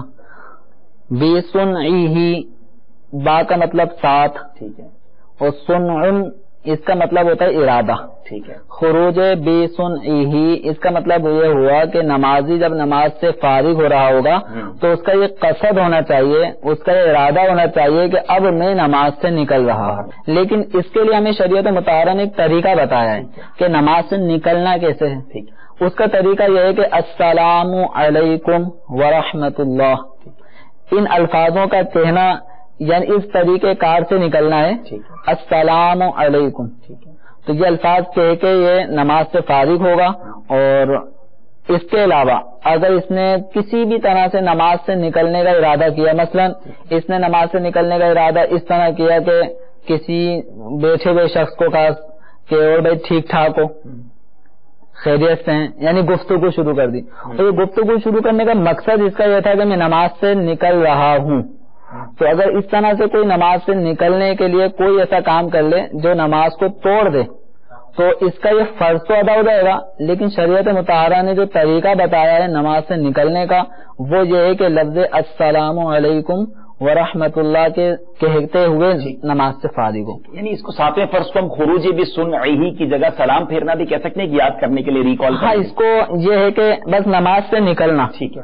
اب اس کا جو واجب طریقہ ہے وہ لفظ سلام کے ذریعے سے نماز سے نکلنا. 7 فرائض نماز کے میرے پیارے اور محترم اسلام ہم نے آج یاد کیے، اور میں آپ کو ایک بڑا آسان طریقہ بتاؤں. ہو سکتا ہے کئی ناظرین مس کر گئے ہوں اور کیسے یاد ہو، کنفیوز ہو جاتے ہیں. ہمیشہ یاد رکھیں کوئی بھی چیز یاد کرنی ہو یا سمجھنی ہو، ایک طریقہ ہوتا ہے اس کو برڈن بنا لینا کہ بڑا مشکل ہے، نہیں ہوگا، ڈیفیکلٹ. اور ایک یہ ہے کہ اس کو پہلے آپ ایزی فیل کریں، اس کو کچھ پارٹس کر دیں، اس کی کوئی سیکوینس بنانے کی کوشش کریں تو بڑا آسان ہو جائے گا. جس طرح ہمیں ہمارے دارالفتہ علیہ سنت کے اسلام میں سمجھایا، اگر آپ غور کریں تو ان 7 فرضوں کو ہم ایک ترتیب سے کرتے چلے جاتے ہیں. سب سے پہلے کیا کرتے ہیں؟ نماز شروع کرتے وقت اللہ اکبر کہتے ہیں. تو پہلا فرض کیا ہو گیا؟ تکبیر تحریمہ. پھر کیا کرتے ہیں؟ ہم کھڑے ہوتے ہیں نماز میں. تو دوسرا فرض قیام ہے. اب قیام کرنے کے بعد ہم تلاوت کرتے ہیں. تیسرا فرض قراءت ہے. اس کے بعد ہم کیا کرتے ہیں؟ ہم رکوع میں جاتے ہیں. چوتھا فرض رکوع ہے. پھر ہم کیا کرتے ہیں؟ ہم سجدہ کرتے ہیں. 5واں فرض جو ہے وہ سجود ہے. پھر ہم اتحیات میں جو آخر میں بیٹھتے ہیں وہی 6واں فرض ہے. اور جب ہم سلام پھیرتے ہیں تو وہی 7واں فرض ہے خروج بسنہی. تو بالکل ایزی ہے, ہمیں یہ 7 فرائض یاد کرنا کوئی مشکل نہیں ہے. تو امید کرتا ہوں کہ کئی ناظرین نے یاد کر لیا ہوگا, یہاں کے اسلائبر نے یاد کر لیا ہوگا. آپ میسیجز کے ذریعے ہمیں بتائیے کہ آپ نے آج کے سلسلے کی برکت سے نماز کے 7 فرائض یاد کیے ہیں. انشاءاللہ ہمیں بھی, ہمارے دارالفتہ کے اسلام بھائی کو بھی خوشی ہوگی, ان کی دلجوئی بھی ہوگی, اور انشاءاللہ کئی ناظرین کے لیے بھی یہ رہنمائی کا سامان ہوگا. کالز کی طرف چلتے ہیں, آپ کی کالز کو سلسلے میں شامل کرتے ہیں, دیکھتے ہیں کہاں سے اسلامی بھائی ہم سے کیا پوچھنا چاہتے ہیں. صلو علی الحبیب صلی اللہ تعالی علی محمد صلی اللہ علیہ وسلم. میں دبئی سے بول رہا ہوں, میرا نام محمد سلیم ہے. اگر ایک امام جو ہے وہ جماعت کرا رہا ہے تو وہ جس وقت رکوع میں جاتا ہے تو وہ اس کے بعد سمع اللہ لمن حمدہ کہتا ہے, اس کے بعد وہ جب سجدے میں جانے لگتا ہے تو وہ اللہ اکبر اپنے منہ میں کہہ کے سجدے میں چلا جاتا ہے. اس کے پیچھے جو جس نے تکبیر پڑھی ہوتی ہے وہ پیچھے سے اللہ اکبر کہہ دیتا ہے, لیکن دوسرے بھی اس کے پیچھے چلے جاتے ہیں سارے سجدے میں. لیکن امام کو اس چیز کا علم نہیں ہوتا کہ اس نے اللہ اکبر اونچی آواز سے کہا یا نہیں کہا ہے. لیکن نماز پڑھانے کے بعد وہ جس وقت نماز پڑھ کے چلا جاتا ہے, مسجد سے باہر آ جاتا ہے, اس وقت وہ اس کو پیچھے سے جن لوگوں نے نماز پڑھی ہے وہ اس کو بتاتے ہیں کہ آپ نے نماز جو تھی اس میں یہ غلطی کی ہے. تو آیا کہ وہ امام کی جو ہے نماز ہو گئی یا جو پیچھے ہیں ان کی نماز ہو گئی یا کہ نہیں, یا کہ اب ان کو بتانا پڑے گا کہ بھائی اپنی نماز جو ہے وہ دوبارہ قضا ادا کر لیں؟ اس کا میں نے پوچھنا تھا. انشاءاللہ. محمد اطلاع خانی عرض کر رہا ہوں, میں حج آباد سندھ سے. سر میرا سوال یہ ہے کہ یہ جو 5 اوپر ہوتے ہیں نماز کے دوران یہ کتنے ہونے چاہیے اوپر تک؟ میں جشان اختاری بات کر رہا ہوں الیونڈی سے, بغدادی مسجد کے پاس سے. یہ فرض نماز کے اندر کیا پڑھنا چاہیے رکوع کے اندر جب بیٹھتے ہیں؟ میں محمد ابراہیم اختاری بات کر رہا ہوں باول مدینہ کراچی سے. میرا سوال یہ ہے کہ یہ جیسے پاؤں وغیرہ میں کسی کی لگی ہوئی ہوتی ہے یا عمر تھوڑی بڑی ہوتی ہے, کرسی پہ بیٹھ کے نماز پڑھتے ہیں, تو یہ قیام جو تکبیر تحریمہ ہے وہ بھی بیٹھے بیٹھے کہتے ہیں, اور قیام بھی یعنی ہاتھ بھی بیٹھے بیٹھے باندھ کے نماز شروع کر دیتے, تو اس کا صحیح حکم جو شرعی ہے وہ برائے کرم ارشاد فرمائیں. انشاءاللہ بہت شکریہ آپ سب کا, مرحبا کہتے ہیں آپ سب کو. آپ نے کال کیا سلسلے میں. دبئی سے سلیم بھائی تھے. یہ جو تکبیرات ہوتی ہیں جو امام صاحب پڑھتے ہیں سمیع اللہ لمن حمیدہ یا اللہ اکبر, یہ کتنی آواز سے پڑھنا ضروری ہے, اور اگر آواز کم ہوئی تو نماز پر کوئی حرج آئے گا؟ ابھی سلیم بھائی کے جواب سے پہلے میں خروج بسنی کے حوالے سے مزید تھوڑی سی وضاحت کرنا چاہوں گا کہ خروج بسنی جو فرض ہے اس کا جیسے کہ عرض کیا کہ کوئی ایسا کام کہ جو نماز سے کے منافی ہو جس سے نماز چھوٹ جاتی ہے, نمازی نماز سے نکلنے کے لیے کوئی ایسا کام کرے, یہ ہے فرض. لیکن شریعت نے ہمیں بتایا ہے کہ السلام علیکم ورحمۃ اللہ کہہ کر نماز سے نکلیں. اب اگر کسی نے فرض کی ادائیگی کرتے وقت, خروج بسنی کی ادائیگی کرتے وقت کسی سے گفتگو کر لی, بات چیت کر لی کہ میں 7واں فرض اس طرح سے ادا کروں گا, تو جو اس طرح سے اگر جان بوجھ کر نماز سے نکلنے کا یہ طریقہ اختیار کرتا ہے تو اس کا یہ طریقہ واجب چھوڑنے والا ہے. ٹھیک ہے, کیونکہ السلام علیکم کے ذریعے سے نماز سے نکلنا واجب ہے. یہی عمل کیا جائے. اگر کسی نے بات چیت کر کے نماز سے فراغت پائی یا سامنے کوئی گلاس پانی کا رکھا ہوا تو اٹھایا اور پی لیا اس نیت سے کہ میں نماز سے نکل رہا ہوں, کوئی بھی ایسا کام جو نماز کو توڑ دے, تو اس سے وہ خروج بسنی کا فرض تو ادا ہو گیا لیکن واجب چھوٹا. اس واجب چھٹنے کی وجہ سے اس کو نماز دوبارہ سے پڑھنی ہوگی. اور اگر بلا قصد پانی پی لیا, کسی سے گفتگو کر لی اور نیت نماز سے نکلنے کی نہیں تھی, ٹھیک ہے, تو اس کی نماز ٹوٹ گئی. ٹھیک ہے, یا نماز ہی مطلب اب اس کو دوبارہ سے نماز پڑھنی پڑے گی. تو سلیم بھائی کا سوال یہ ہے کہ امام صاحب جو وہ جب سجدے میں جا رہے ہیں تو اس وقت انہوں نے تکبیر آہستہ کہہ لی. اب ممکن بعد اماموں کی عادت ہوتی ہے کہ بہت تکبیرات کو آہستہ سے آواز میں کہتے ہوئے چلے جاتے ہیں, تو پیچھے مقتدیوں نے نہیں سنا. اب کسی مقتدی نے پیچھے سے مکبر کی ایسے تکبیر کہہ کے وہ رکوع میں چلا گیا, پیچھے اس کے بھی مقتدی رکوع میں چلے گئے یا سجدے میں چلے گئے, تو اس طرح نماز ہو جاتی ہے. تکبیرات انتقالیہ اس کو کہتے ہیں, یعنی کھڑے تھے تو رکوع میں جا رہے ہیں تو اس موقع پہ تکبیر کہتے ہیں, اس کو تکبیر انتقالیہ. سجدے میں جاتے ہوئے جو تکبیر ہوتی ہے اس کو تکبیرات انتقالیہ. تو تکبیرات انتقالیہ کا کہنا سنت ہے. ٹھیک ہے, تکبیر تحریمہ کا کہنا فرض. ٹھیک ہے. تو یہ اگر ہمارے ناظرین سامعین یہ فرق اپنے ذہن میں رکھ لیں تو شاید یہ جو سوال سلیم بھائی کے ذہن میں پیدا ہوا کہ وہ سجدے میں جانے کی تکبیر تو انہوں نے نہیں کی, تو آواز سے نہیں کی, نمازیوں نے پکڑ لیا کہ نماز ہوئی نہیں ہوئی, تو وہ یہ ذہن میں رکھ لیں کہ تکبیرات انتقالیہ یہ ہے سنت. ٹھیک ہے. اگر سنت کوئی نماز میں چھوڑ دیتا ہے تو نماز ہو جاتی ہے. ٹھیک ہے. تو امام صاحب کے لیے تکبیر کہنا بھی سنت ہے اور مزید یہ بھی سنت ہے کہ وہ بلند آواز سے کہیں. ٹھیک ہے. کیونکہ وہ پوری ایک صفوں کو اپنے پیچھے پیچھے لے کے چل رہے ہوتے ہیں. ٹھیک ہے. تو تکبیرات انتقالیہ بلند آواز سے کہیں تاکہ نمازی ان کی اتباع کریں. ٹھیک ہے. ان کو پتہ چل جائے کہ رکوع میں چلے گئے امام صاحب. تو اگر امام صاحب بالفرض تکبیر بلند آواز سے کہنا بھول گئے تو مقتدین ان کو دیکھ کر وہ بھی رکوع یا سجود میں چلے گئے تو نماز ہو جائے گی. تو امید ہے سلیم بھائی کلیئر ہو گیا ہوگا, اور نماز کے بعد پھر اس طرح امام صاحب کو جا کے نہ گھیرا جائے اور بات کی جائے. پہلے ہمیں علم ہونا چاہیے. بعض اوقات چھوٹی چھوٹی باتیں امام صاحبان کو پتا ہوتی ہیں, جو علماء ہوتے ہیں ان کو پتا ہوتا ہے کہ یہاں یہ اجازت موجود ہے, لیکن نمازی وہ اپنی عقل سے بعض اوقات جو نمازی ان کا انداز ٹھیک نہیں ہوتا. تو ہمیں واقعی خود بھی تو علم ہونا چاہیے نا, کسی سے آرگیومنٹ کرنے سے پہلے ہمیں کچھ نالج ہونی چاہیے. بعض اوقات جو انشاءاللہ موقع ملا تو سوال کریں گے کہ جو لقمہ دیا جاتا ہے, کہاں ہم نے امام صاحب اگر دوسری رکعت میں بیٹھ گئے یا نہیں بیٹھ سکے کھڑے ہو گئے تیسری رکعت کے لیے, تو اب ساری مسجد اگر لقمہ دے گی تو کیا حکم ہوگا, لقمہ دیا کس طرح جاتا ہے. اب لقمہ کیا ہے, شاید یہ بھی آپ کے ذہن میں سوال پیدا ہو رہا ہوگا. یعنی اگر امام صاحب دوسری رکعت میں نہیں بیٹھے کھڑے ہو گئے اور سبھی لوگ اللہ اکبر کہہ رہے ہوتے ہیں, تو یہاں بھی کچھ ٹپیکلٹیز ہیں, اس کو بھی سمجھنا بہت ضروری ہے. تو یہاں بھی بعض اوقات لقمہ دینے والے کی نماز چلی جاتی ہے. چلے اب موضوع میں نے چھیڑ ہی دیا ہے تو ذرا سوال کر ہی لیتا ہوں آپ سے کہ امام صاحب دوسری رکعت میں نہیں بیٹھے اور بھول جاتا انسان ہے, 4 رکعت والی نماز تھی اور تیسری رکعت کے لیے کھڑے ہو گئے, تو اب مقتدیوں کو کیا کرنا چاہیے؟ دیکھیں اس کی مختلف صورتیں ہیں. ٹھیک ہے. ابھی امام دوسری رکعت میں 2 سجدے کر چکا ہے. ٹھیک ہے. اب اس کا تکبیر کہنے کا انداز ہی بتا رہا ہوتا ہے کہ وہ تیسری رکعت میں جا رہا ہے, کھڑا ہو گیا. ٹھیک ہے. نماز پڑھنے والے کو پتا ہوتا ہے کہ امام جب تکبیر چھوٹی مختصر آواز میں کہتا ہے مطلب کہہ دیا تو بیٹھے اللہ, تو اس کا مطلب یہ کہ اب وہ کھڑا ہوگا. ٹھیک ہے. تو جیسے آپ کو لگے کہ امام صاحب تیسری رکعت میں ہمیں لے جانا چاہتے ہیں, ٹھیک ہے, تو فوراً بر وقت ان کو روکیں, اللہ اکبر کہہ کے توجہ دلا کے بٹھا دیں. کیا کہیں گے توجہ دلانے کے لیے؟ یہ نہیں کہیں گے بیٹھ جائیں, یہ تو نہیں کہیں گے, یہ نہیں کہیں گے, یہ کہیں گے اللہ اکبر. ٹھیک ہے. یا سبحان اللہ. امام کو بڑا اشارہ مل جائے وہ سمجھ جاتا ہے کہ مسٹیک ہونے والی. ٹھیک ہے.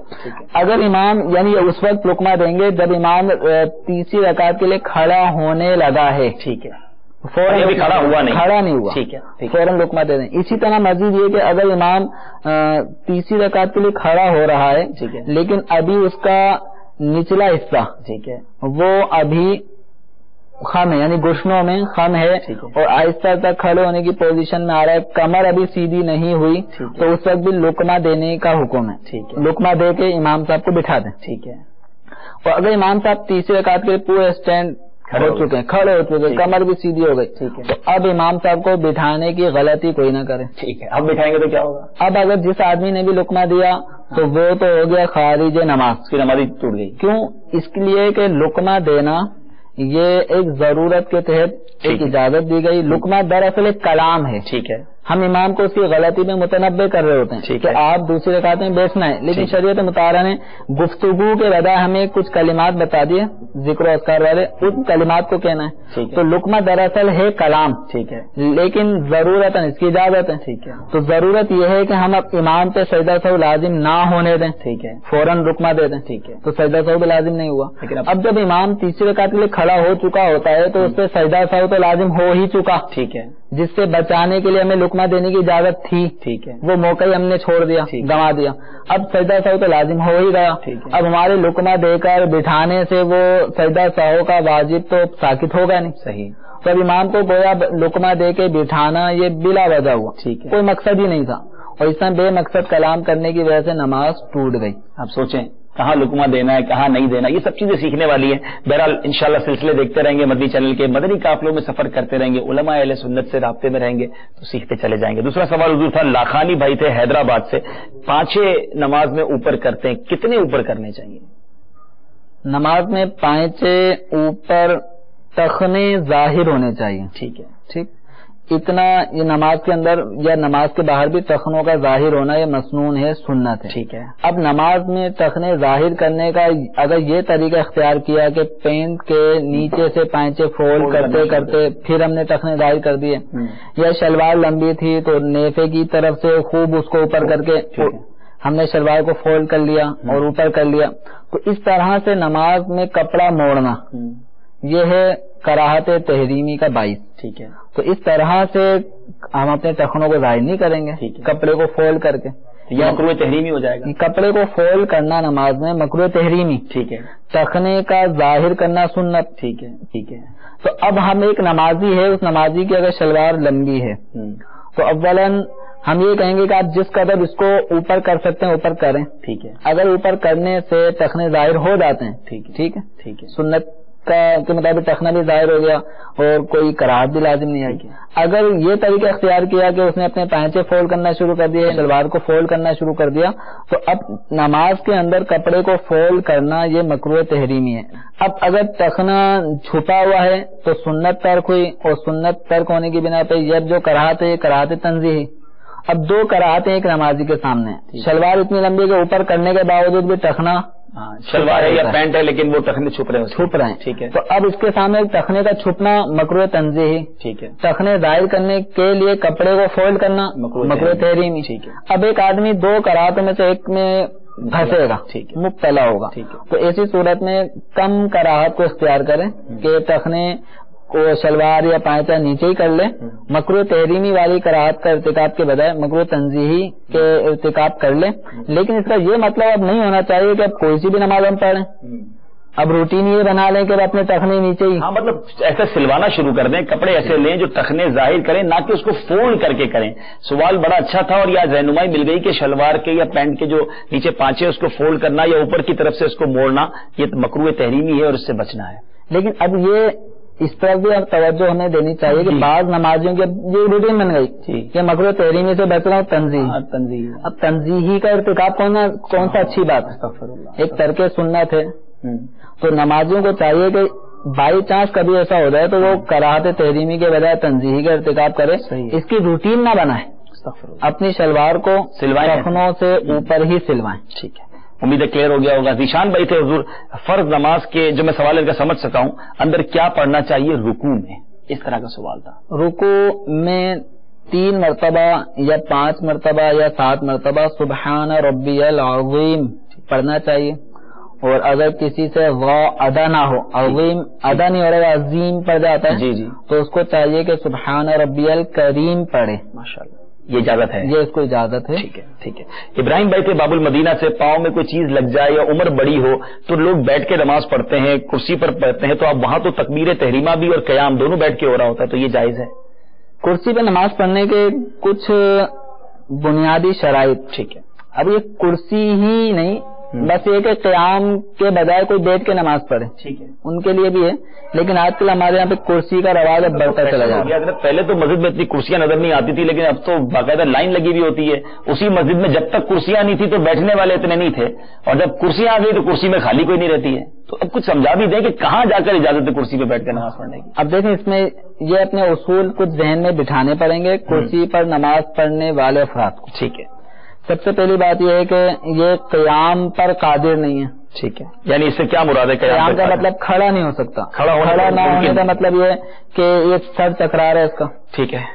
یا دیوار کی سائڈ یہ ٹیک لگا لے اور کھڑا ہو سکتا ہے، یا کھڑا ہونا پڑے گا. یا اس کا کوئی نوکر ہے، خادم ہے، وہ پیچھے کھڑا ہو جائے، اس پہ تکیہ لگا لے، ٹیک لگا لے. اگر یوں بھی قیام کر سکتا ہے تو کرنا ہوگا. اور اگر کوئی قیام پر زیادہ دیر تک قدرت نہیں رکھتا، ٹھیک ہے، تھوڑی دیر تک قدرت رکھتا ہے، مثلا سورہ فاتحہ کھڑے ہو کے پڑھ سکتا ہے، آگے پڑھنے کی ہمت نہیں ہو گئی ہے، تو جتنی ہمت ہے اتنا کھڑا ہونا.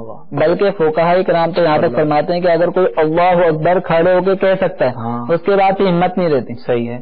تو کھڑے ہو کے تکبیر تحریمہ کہنی ہوگی. پھر بیٹھے، پھر اب ہمت نہ رہے تو اب بیٹھ جائے. یعنی کتنی زیادہ تاکید ہے، ایسا لگتا ہے کہ قیام میں کسی صورت بھی جتنی دیر کر سکتا ہے وہ کرے. جی اب یہ تو تھا قیام پہ قدرت ہونے نہ ہونے کے حوالے سے.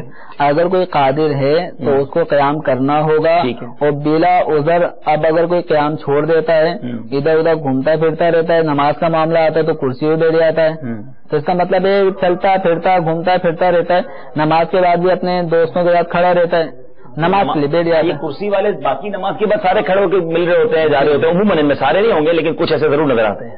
تو اب جب سب کام کھڑے ہو کے ہو سکتے ہیں تو نماز بیٹھ کے پڑھیں گے, تو اس کا مطلب یہ کہ اب یہ جان بوجھ کے فرض چھوڑ رہے ہیں. ٹھیک ہے. اچھا دوسرا اصول اپنے ذہن میں رکھیں کہ جو سجدے پر قادر نہیں ہو, گھٹنوں میں پرابلم وغیرہ, گھٹنوں میں درد ہونے کی وجہ سے, یا بعض اوقات ایسا زخم بیٹھنے میں کسی پاؤں میں ایسی جگہ زخم ہو جاتا ہے کہ سجدہ بندہ نہیں کر پاتا, یا جسم دبنے کی وجہ سے وہ زخم سے پیپ مواد نکلنے کی وجہ سے وضو ٹوٹ جائے گا, تو اگر زخم بہنے کا خطرہ ہو یا اس کے پاؤں میں ایسی ناقابل برداشت تکلیف ہو کہ وہ برداشت نہیں کر پائے گا, یا ایسا ہے کہ سجدہ کرنے کی وجہ سے اس کو جو مرض لاحق ہے وہ بڑھ جائے گا, تو ان صورتوں میں اس کے اوپر سجدہ کرنا لازم نہیں ہوگا. لیکن اس کے اندر بھی یہ ہے کہ سجدہ زمین پر پیشانی جمانے کا نام. پھر مزید فقہاء کرام نے یہ بھی ہمیں بتایا ہے کہ اگر ایک بالش اونچی بھی اگر کوئی چیز رکھ دی جائے زمین پر اور وہ نمازی اس پہ سجدہ کر سکتا ہے, صحیح, مثلا کوئی بینچ رکھ دی جائے جو ایک بالش تک اونچی ہو, زیادہ سے زیادہ, بلکہ اس سے کم کوشش کریں کم ہو, تو اگر اس پہ سجدہ کر سکتا ہے یا زمین پہ سجدہ کر سکتا ہے تو اس کو سجدہ ہی کرنا ہوگا, سجدے کا اشارہ نہیں چلے گا. اللہ اللہ اللہ. اگر کوئی ایسا ہے کہ سجدہ زمین پہ بھی نہیں کر سکتا یا ایک بالش اونچی رکھی ہوئی چیز پر بھی سجدہ نہیں کر سکتا, جیسے کہ بعض اوقات خواتین میں ایسے ان کے پیریڈ آتے ہیں کہ جس کی وجہ سے یہ زمین پہ سجدہ نہیں کر پاتی اور کوئی چیز رکھ دی جائے اس پہ بھی سجدہ بعضوں کے لیے دشوار ہو جاتا ہے, تو ان صورتوں میں اب ان پہ سجدہ حقیقی لازم نہیں رہتا. سجدہ حقیقی کا مطلب زمین پہ پیشانی جمانا یا زمین پہ بالش بھر اونچی رکھی ہوئی چیز پہ پیشانی جمانا, اب ان پہ وہ لازم نہیں ہے. اب ان کے لیے حکم ہوتا ہے سجدہ حکمی. سجدہ حکمی کا مطلب اشارہ, وہ سجدے کا اشارہ کریں, ان پہ یہ لازم ہے. اب جو کرسی پہ بیٹھ کے نماز پڑھنے والے افراد ہیں یہ غور کریں کہ کیا یہ سجدہ کر سکتے ہیں یا نہیں. ٹھیک ہے, اگر قیام پہ قدرت ہے تو سجدے پہ اگر کسی کو قدرت نہیں ہے تو اس سے قیام کا فرض بھی ساقط ہو جاتا ہے, پھر وہ کرسی پہ بیٹھ سکتے. اب وہ کرسی پہ بیٹھے یا زمین پہ بیٹھے, تو اب یہ کرسی پہ بیٹھنے والے جتنے بھی افراد ہیں یا بینچ پہ بیٹھنے والے افراد جتنے بھی ہیں یہ غور کریں کہ کیا یہ سجدہ کر سکتے ہیں. کر سکتے ہیں تو قیام اگر کر سکتے ہیں تو کرنا ہوگا. ٹھیک ہے, صحیح. اگر سجدہ نہیں کر سکتے تو قیام اگر سے کر سکتے ہوں تو اب لازم نہیں رہے گا. ٹھیک ہے, تو یہ ان کو غور کرنا ہوگا. اب ایک مسجد وہاں پہ تعداد میں دیکھتا ہوں کہ 40 50 کرسیاں رکھی ہوئی ہیں. باقاعدہ ایک صاحب تو کرسیاں بڑے اہتمام کے ساتھ جماتے ہیں. نہیں, کرسیاں ڈونیٹ کرنے والے بڑھ گئے, لوگ سمجھتے ہیں بھائی چلو کرسیاں دیں گے مسجد کے لیے, مسجد کے لیے باقاعدہ ڈونیشن میں کرسیاں آنے لگی ہیں. تو کہیں ایسا نہ ہو کہ ہم اپنی طبیعت سے فیصلے کرنے لگے کہ آج تھکا ہوا ہوں, بڑا کام کیا, چلو آج کرسی لگی ہوئی ہے تو کرسی پہ نماز پڑھ لوں, کل کھڑے ہو کے پڑھ لوں گا. ہم نے احکام سنے اور مزید اس کو آپ کو تھوڑا توجہ کرنی ہوگی اور اپنی کیفیت کو خود ڈیسائیڈ نہ کریں. بہتر یہ کسی دارالفتہ میں چلے جائیں, رابطہ کر کے اپنی پوری پرابلم بتائیں اور پھر فیصلہ کریں تاکہ آپ کی نماز درست ہو جائے. مسجد کو بھی گئے, نماز بھی پڑھی اور پھر بھی نماز نہ ہوئی تو اتنی محنت کہیں ضائع نہ ہو جائے. تو امید ہے کہ اس پر ضرور توجہ دیں گے. کرسی پہ جھگڑے جو ہو ہی رہے ہیں. اچھا, اس کرسی پہ بھی ہوتے ہیں؟ اس کرسی پہ بھی جھگڑے. اچھا, یہ میری کرسی تھی, مجھے اب ایک نمازی, ہاں ایک مسجد کے اندر اس طرح کا اتفاق بھی ہوا کہ وہ آ کے پہلے بیٹھ گیا. صحیح ہے, تو اس پہ تھوڑی چک میں نمازیوں میں ہونے لگی ہے, میری جگہ تھی وہ جگہ تھی. اچھا, یہ دیکھنے میں آیا کہ کرسی پہ نماز پڑھنے والا, کرسی ہے تو کرسی پہ نماز پڑھ رہا بیٹھ کے, کرسی گر گئی, کوئی دوسرا آ گیا, اب وہ رکوع سجود کر رہا ہے. ٹھیک ہے, تو اس کا مطلب اب کھڑا بھی ہوتا ہے, سجدہ بھی کرتا ہے, سب کچھ. آج تھکے ہوئے تو کر لیا, تو یہ والا طریقہ صحیح نہیں. امید ہے کہ کئی اسلامی بھائیوں کی آج کرسی والے اسلامی بھائیوں کی رہنمائی ہوئی ہوگی. تو آپ تھوڑی سی اس حوالے سے اتنا ریلیکسیشن کی طرف نہ جائیں. نماز میں جو شرائط ہیں, جو فرائض ہیں, اس کو ہمیں پورا کرنا ہوگا. بہت ساری کالز جمع ہو گئی ہیں, مجھے بار بار کہا جا رہا ہے, لیکن یہ مسائل ایسے ہیں کہ جس کو ڈیفائن کرنا ضروری ہے. کچھ اسکائپ میسجز پہلے لے لیتے ہیں. شارجہ سے ہمارے اسلامی بھائی کہتے ہیں کہ ہم سب جمع ہو کر یہ سلسلہ دیکھ رہے ہیں اور سوال ان کا یہ ہے کہ نماز کے فرض رہ جائے تو نماز ہو جائے گی. سلسلے کے شروع میں ہمیں دعوت اسلامیہ نے بتایا تھا کہ نماز کا اگر کوئی فرض رہ جائے تو نماز نہیں ہوگی. اسی طرح ہمارے بہت سارے میسیجز لائیو مدنی چینل اسکائپ جو ہماری آئی ڈی ہے اس پر آئے ہوئے ہیں. میں ایک دوست کو لے لیتا ہوں. میرا نام مبین اتاری ہے, بریشیا اٹلی میں فیضان مدینہ سے بات کر رہے ہیں. ماشاءاللہ آپ اس وقت بریشیا میں سلسلہ دیکھ رہے ہیں. میرا سوال یہ ہے کہ میں نے داڑھی کی نیت کی ہے مگر میرا کام کے جو انچارج ہیں مجھے داڑھی رکھنے سے منع کرتے ہیں, آپ کوئی رہنمائی کیجیے. کیا فرماتے حضور ایسی نوکری کرنا کہ جہاں داڑھی رکھنے کی اجازت نہ ہو؟ داڑھی رکھنا واجب ہے, ٹھیک ہے, تو ان کو داڑھی کٹوانے کے بجائے اپنی نوکری چینج کرنی چاہیے. ہاں نوکری ایسی ڈھونڈی جا سکتی ہے. اٹلی میں ماشاءاللہ کافی مسلمان ہیں اور دعوت اسلامی کا بھی بڑا کام ہے. وہ امامے والے داڑھی والے آپ کو نظر آئیں گے تو ضرور آپ انشاءاللہ اچھی نیت کے ساتھ جب آپ جاب کو کوئٹ کریں گے تو انشاءاللہ حلال روزی اور اچھے انداز سے آپ کے لیے اللہ نے چاہا تو مہیا ہو جائے گی. ایک اسلام بھائی کا سوال ہے کہ ٹھنڈی ظہر کیا ہے اور ایک شخص جان بوجھ کر ظہر کی نماز دیر سے پڑھتا ہے جب اس کو جماعت نہیں ملتی ہے تو کیا ایسا کرنا جائز ہے؟ ٹھنڈی ظہر کا مطلب یہ کہ ایک ظہر کا جو وقت شروع ہوتا ہے نا جی, تو ظہر کے وقت کے شروع میں موسم گرم ہوتا ہے, ٹھیک ہے, زمین گرم ہوتی ہے, جی, ہیٹ اپ ہو رہی ہوتی ہے, ٹھیک ہے, اور ٹھنڈی کرنے کا مطلب یہ ہے کہ ظہر کے وقت کو اگر ہم دو حصوں میں ڈیوائڈ کر لیں, ٹھیک ہے. اب یہ مثل اول اور مثل ثانی یہ اس میں اصطلاحات استعمال ہوتی ہیں کہ جب اس کو مزید وضاحت کر ہی دیتا ہوں کہ جب ایک انسان جب سورج سر پر ہوتا ہے, ٹھیک ہے, تو اس وقت اس کے ایک جسم کا ایک سایہ بن رہا ہوتا ہے, ٹھیک ہے, کبھی 1 فٹ سایہ بنتا ہے, یعنی وہ سایہ ایسا ہوتا ہے کہ کافی دیر تک رکا ہوا لگتا ہے, ٹھیک ہے. تو اس سایہ کو کہتے ہیں سایہ اصلی, ٹھیک ہے, سایہ اصلی. اور ایک سایہ اب پھر جب سورج سر کے اوپر سے آ کے مغرب کی جانب ڈھلنا شروع ہو جاتا ہے تو اب ہر شخص کا سایہ مشرق کی طرف بڑھنا شروع ہو جاتا ہے. ٹھیک ہے. تو اب جو سایہ مشرق کی طرف بڑھ رہا ہے, اب اس شخص نے اپنا مثال کے طور پہ ایک شخص 6 فٹ کا ہے اور جب سورج سر پر تھا اس وقت اس کا سایہ بن رہا تھا 1 فٹ, تو یہ 1 فٹ سایہ اس کا ہے سایہ اصلی. اب آہستہ آہستہ سایہ بڑھنا شروع ہو گیا, بڑھتے بڑھتے بڑھتے اب سایہ ہو گیا ہے 7 فٹ. تو 7 فٹ کا مطلب کیا ہوا, 1 فٹ تو پہلے سے آلریڈی تھا ہی, مزید اب اس آدمی کا جو قد ہم نے جو فرض کیا 6 فٹ ہے, 6 فٹ سایہ اور ہو گیا اس 1 فٹ کے علاوہ 7 فٹ سایہ. تو یہ جو سایہ 7 فٹ کا ہو گیا یہ کہلائے گا مثل اول, ٹھیک ہے, سایہ اس کے برابر ہو گیا, ٹھیک ہے, ایک دفعہ سایہ اس کے برابر ہو گیا, جتنا بندہ ہے اتنا ہو گیا. 6 فٹ کا آدمی تو 6 فٹ کا سایہ, تو یہ سایہ اس کے برابر مثل, اس کو اس سایہ کو کہتے ہیں مثل اول. ٹھیک ہے. پھر مزید سایہ سورج چونکہ اب جانب مغرب ڈھلتا چلا جائے گا, سایہ بڑھتا چلا جائے گا.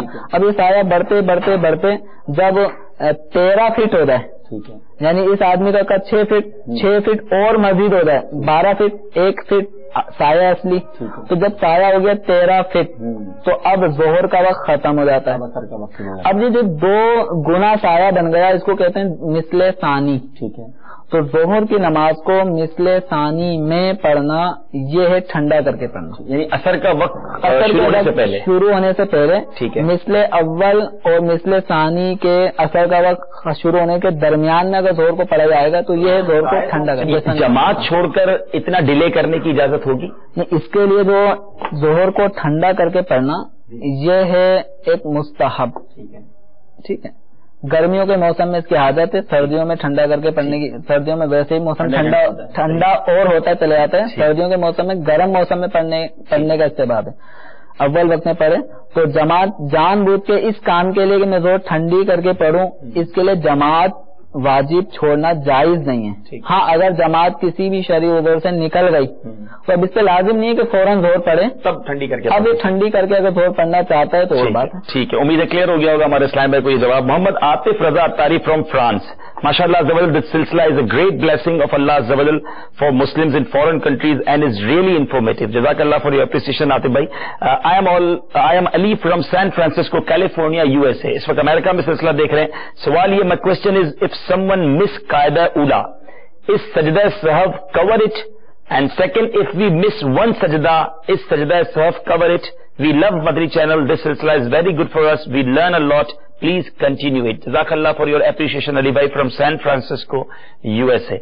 سوال حضور ان کا یہ تھا کہ اگر کسی کا قاعدہ اولا مس ہو جائے, چھوٹ جائے, بھول جائے وہ, تو کیا سجدہ سہو سے وہ کور ہو جائے گا, اس کی ادائیگی ہو جائے گی؟ سجدہ سہو یہ جو ہے وہ کوئی واجب اگر بھولے سے چھوٹ جاتا ہے, ٹھیک ہے, تو اس کی تلافی کر لیتا ہے. تو قاعدہ اولا کرنا واجب ہے, ٹھیک ہے, تو اگر کوئی قاعدہ اولا کرنا بھول گیا اور تیسری رکعت میں کھڑا ہو گیا, ٹھیک ہے, تو اب اس کو واپس نہیں بیٹھنا, ابھی اپنی نماز کنٹینیو رکھے اور آخر میں سجدہ سہو کر لے, اس کی نماز درست ہو جائے گی. ٹھیک ہے. اسی طرح کا دوسرا سوال یہ تھا کہ اگر ایک سجدہ بھول گیا, کوئی 2 سجدوں کی جگہ ایک ہی سجدہ کیا, تو کیا اس کی جگہ سجدہ سہو کافی ہوگا؟ نبی نماز کے فرائض میں ہم نے یہ بات بھی سنی کہ سجدے ہر رکعت میں 2 کرنا فرض ہے. اگر ایک سجدہ ادا کیا اور ایک نہیں کیا تو اس نے واجب نہیں چھوڑا, فرض چھوڑا ہے, اور فرض کی چھوڑنے کی بنا پہ, فرض چھوٹ جانے کی بنا پہ نماز سجدہ سہو سے تلافی اس کی ممکن نہیں ہے. آپ کو یہ نماز, اب اس میں ایک صورت یہ ہے کہ اگر ایک رکعت کا سجدہ کسی نے بھول گیا, پہلی رکعت میں ایک سجدہ کیا ایک نہیں کیا, تو دوسری رکعت میں 3 کر لے, 3 کر سکتا ہے, گنتی پوری کر. ہاں, تیسری رکعت میں 3 کر لے, ٹھیک ہے, یعنی 4 رکعتوں والی نماز میں 8 سجدے ہونے, ٹھیک ہے.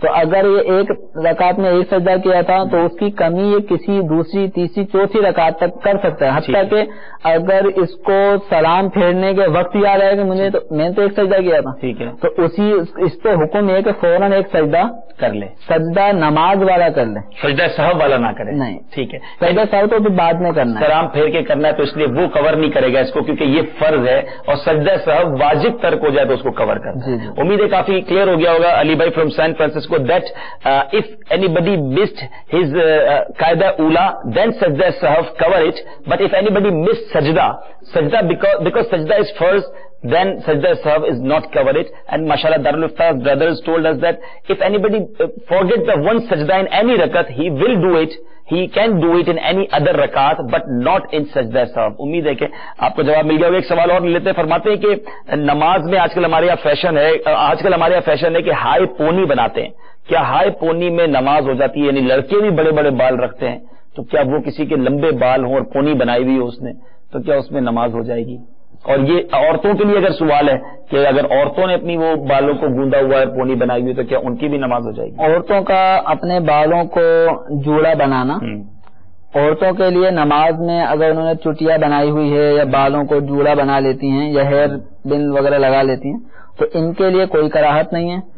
مردوں کے لیے کراہت ہے کہ اگر مرد نے اپنے بالوں کا جوڑا بنا لیا, چٹیا بنا لی یا پونی بنا لی, تو اس کے لیے نماز اس حالت میں پڑھنا مکروہ ہے, تحریمی ہے. ٹھیک ہے, امید ہے کہ کلیئر ہو گیا ہوگا. ہمارے اسلامی کو کالز کی طرف چلتے ہیں, دیکھتے ہیں کہاں سے اسلامی بھائی کیا پوچھنا چاہتے ہیں. صلو علی الحبیب صلی اللہ تعالی علی محمد صلی اللہ علیہ وسلم. میں شوکت علی بات کر رہا ہوں کراچی سے.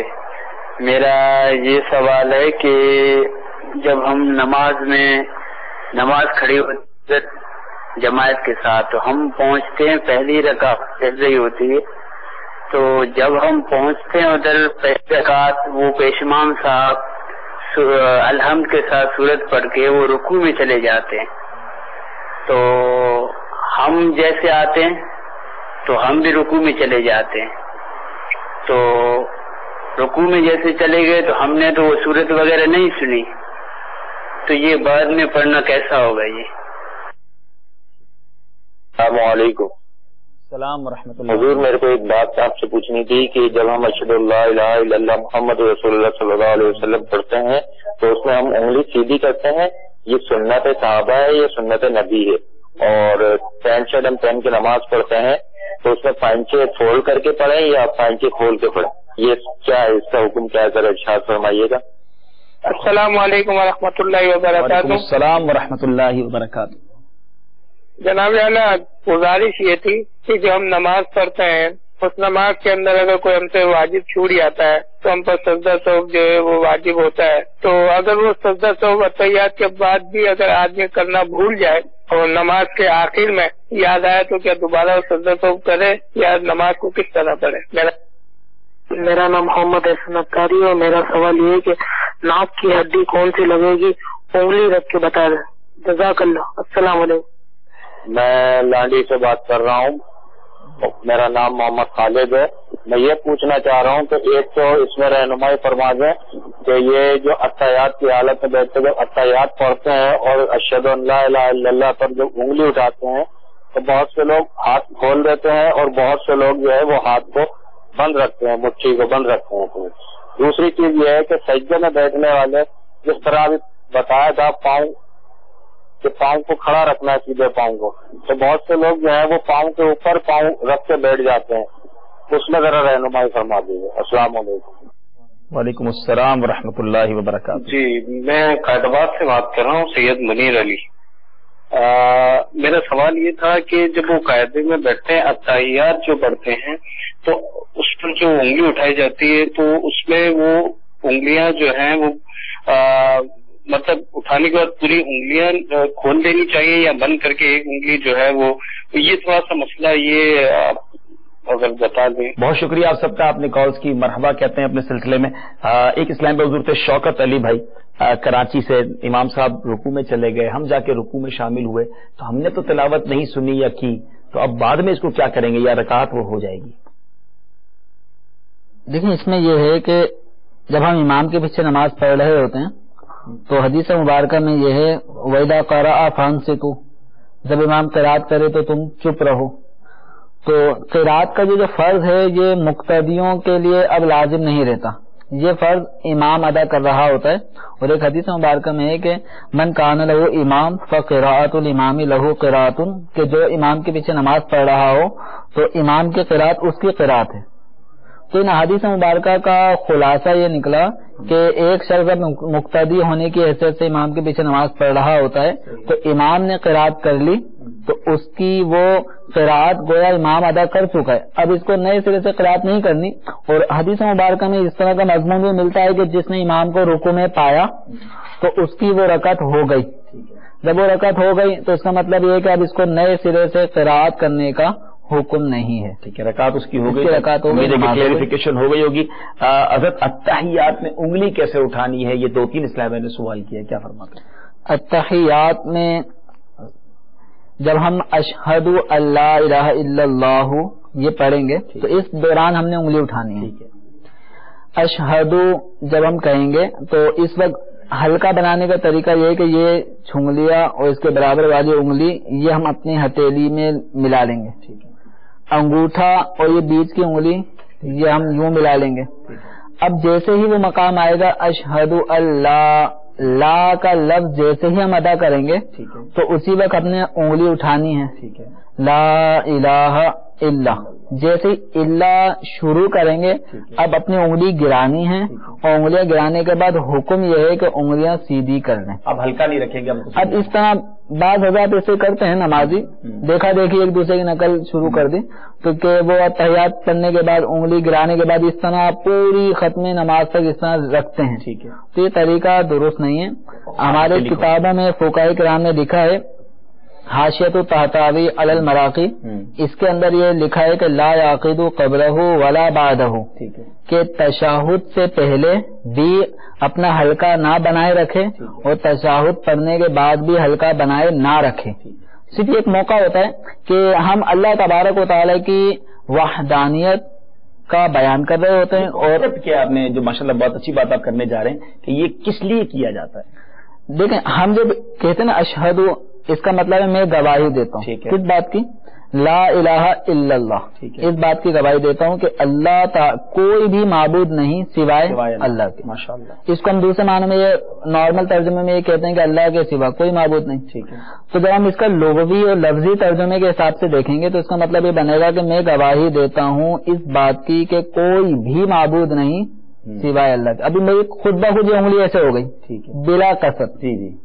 تو ہوتا یہ کہ جب ہم کسی چیز کی نفی کرتے ہیں نا، بھائی آپ یہ کام کر لیں، نہیں آپ نے یہ کام نہیں کرنا، تو یہ عام طور پہ یہ انگلی جو ہم اشارہ ہے یہ نفی کے لیے ہوتا ہے، تو اس مقام پر بھی یہ اشارہ رکھا گیا کہ جب تک نفی ہو رہی ہے انگلی کا اشارہ ہوگا، لا الہ کوئی معبود نہیں ہے۔ یہاں نفی کا معنی پایا جا رہا ہے، تو نفی کا معنی جس ہم زبان سے کہہ رہے ہیں وہی ہمارا جسم بھی اس کا اظہار کر رہا ہے، کوئی معبود نہیں ہے۔